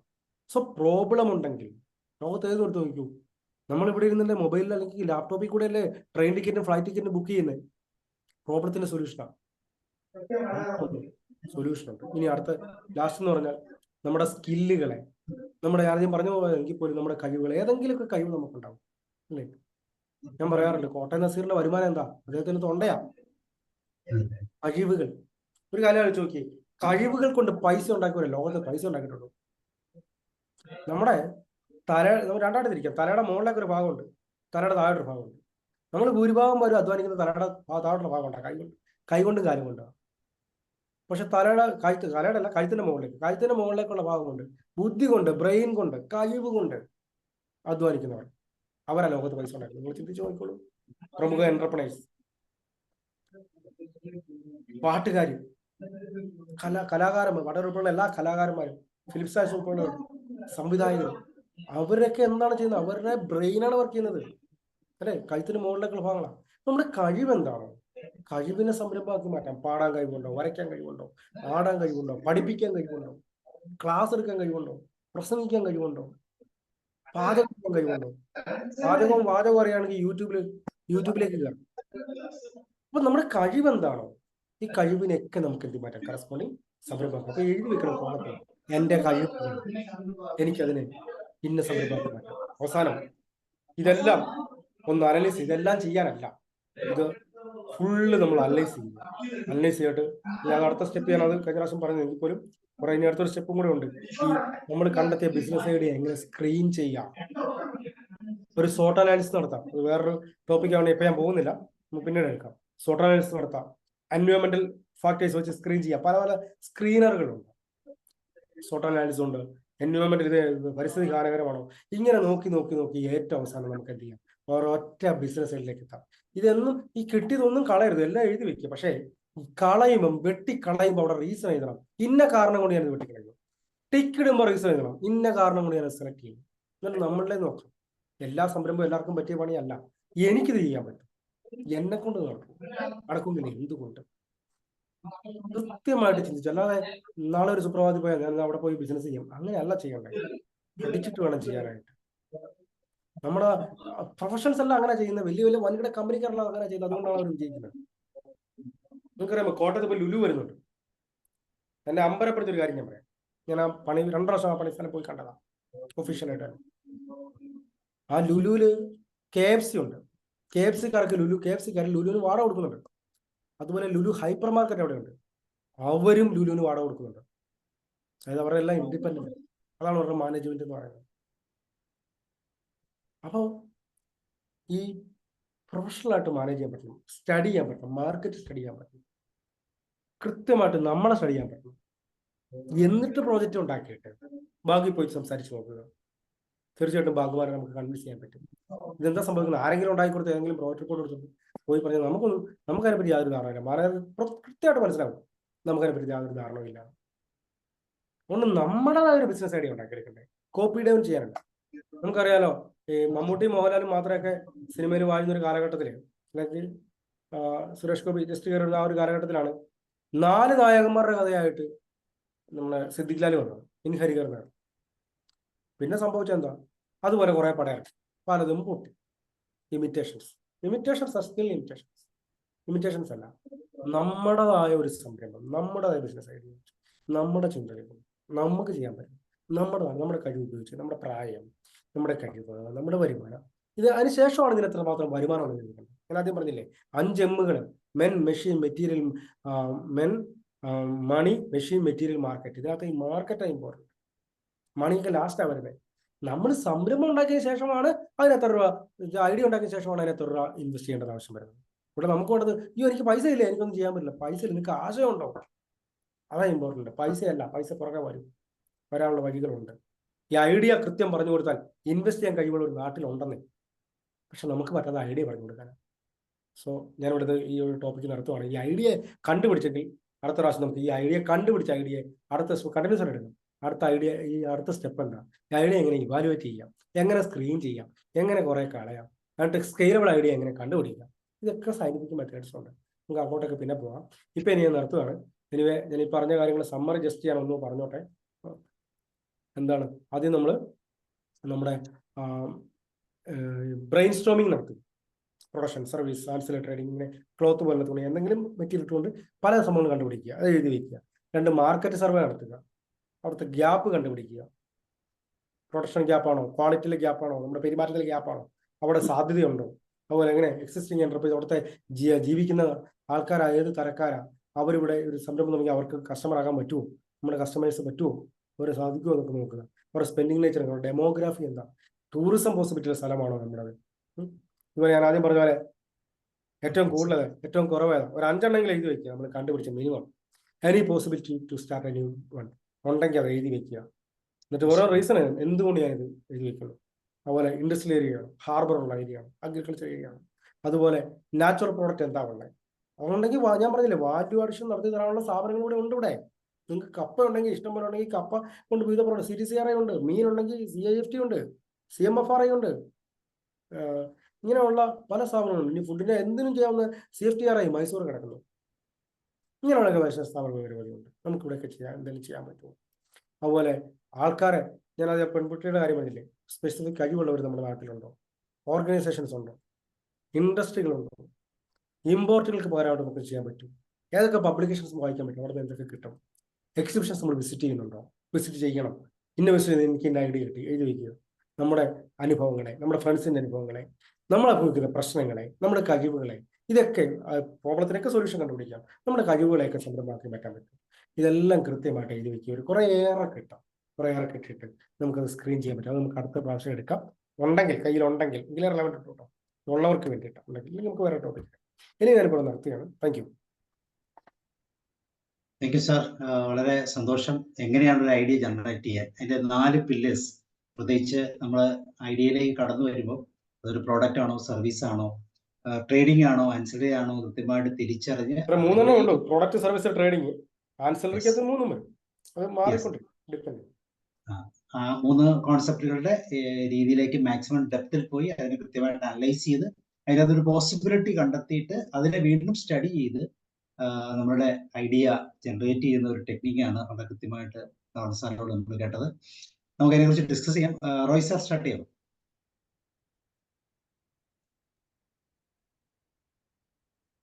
സാർ സ്ക്രീൻ ഷെയറിംഗ് മാറ്റിക്കും. ഓക്കെ. Roy sir.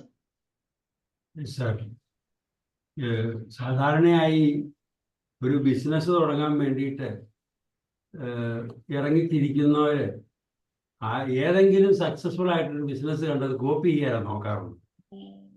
അഥവാ ഇനി വേറെ ആരെങ്കിലും ഒന്ന് തയ്യാറാവുകയാണെങ്കിൽ തന്നെ മറ്റൊരാളുടെ ഡയറക്ഷൻ മേടിച്ചുകൊണ്ടാണ്. പക്ഷെ സാറിൻ്റെ ഈ ബിസിനസ് ഐഡിയ ക്രിയേഷൻ എന്ന് പറയുന്നത് കൊണ്ട് ബിസിനസ് തുടങ്ങുന്നവർ തീർച്ചയായും ഒരു സക്സസ്ഫുൾ ആയിട്ട് പോകാൻ കഴിയുന്ന ഒരു ഭാഗമാണ്.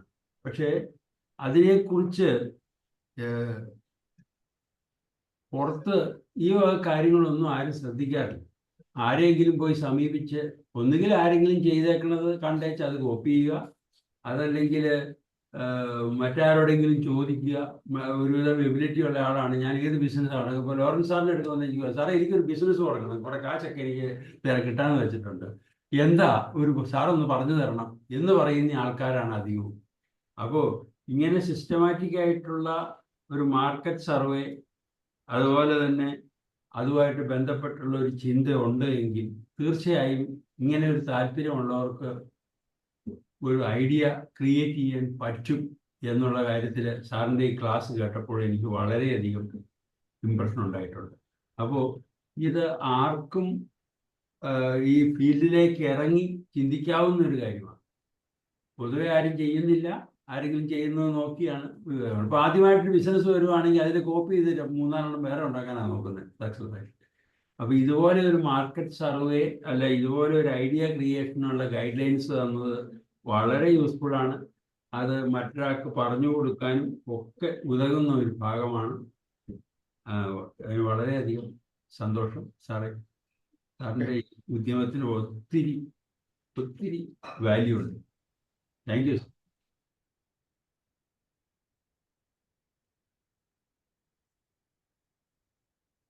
സാവു സാർ എഴുന്നേറ്റ് പോയോ?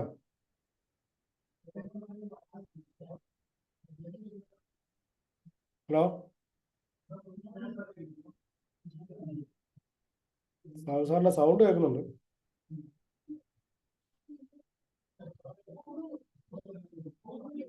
ഹലോ, സാറ് പറഞ്ഞ 5M മാൻ, മെഷീൻ, മെറ്റീരിയൽ, മാർക്കറ്റ്, ഇതിനകത്ത് ഒരു M ഏതാ sir? Money. Okay sir, finance. Okay, Savu സാറേ, റോയ് സാർ കഴിഞ്ഞു. Yes sir.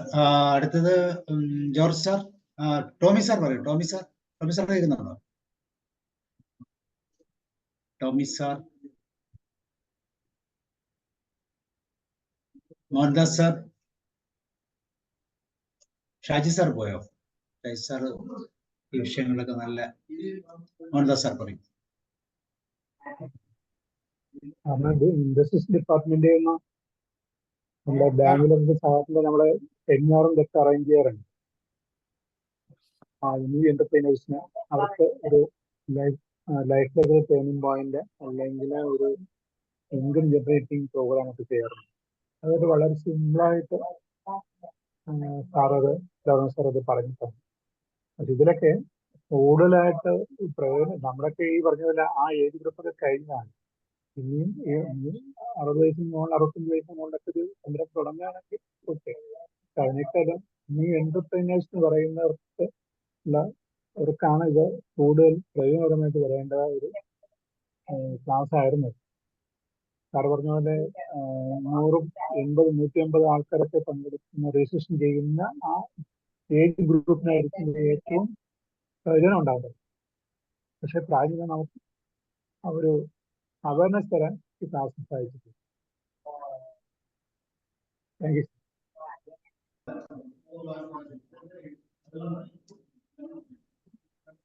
സാർ കഴിഞ്ഞോ? Okay, Tommy sir, George sir.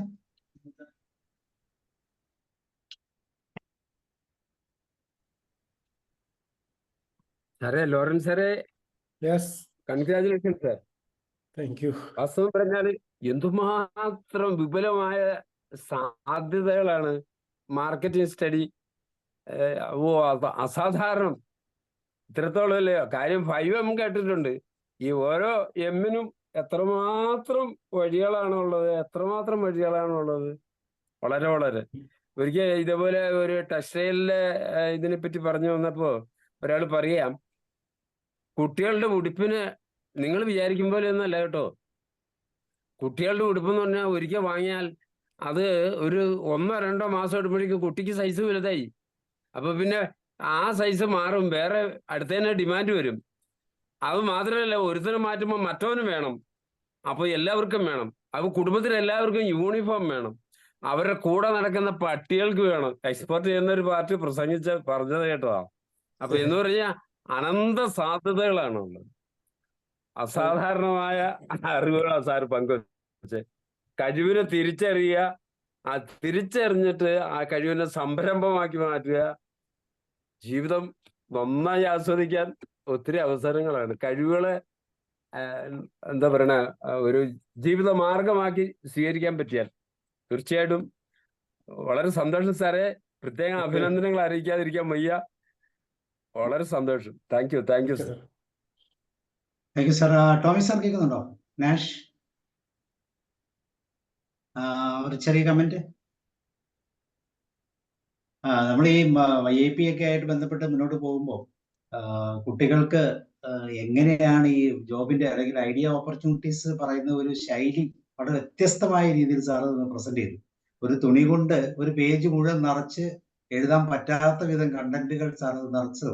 അത് വളരെ രസകരമായിട്ടുള്ള ഒരു ഇൻസിഡന്റ് ആയിട്ട് ഫീൽ ചെയ്തു.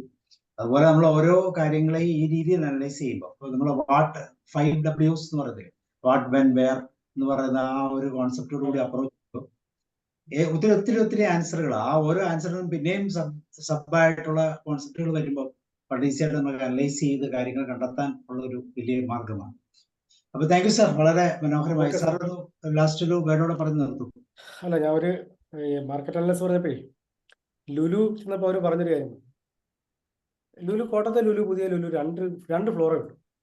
2ൽ കൂടുതൽ ഫ്ലോർ ആയിക്കഴിഞ്ഞാൽ കച്ചവടം കുറയുമെന്നാണ് അവരുടെ കണ്ടുപിടുത്തം.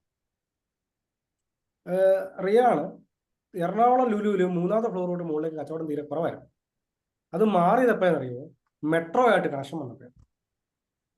അപ്പൊ ആൾക്കാർക്ക് മെട്രോ ചെന്ന് നേരെ ലുലുവിലേക്ക് കയറിപ്പോ അതിന്റെ 3ാമത്തെ ഫ്ലോറിലേക്ക് കയറുന്നത്, 2nd ഫ്ലോറിലേക്ക്.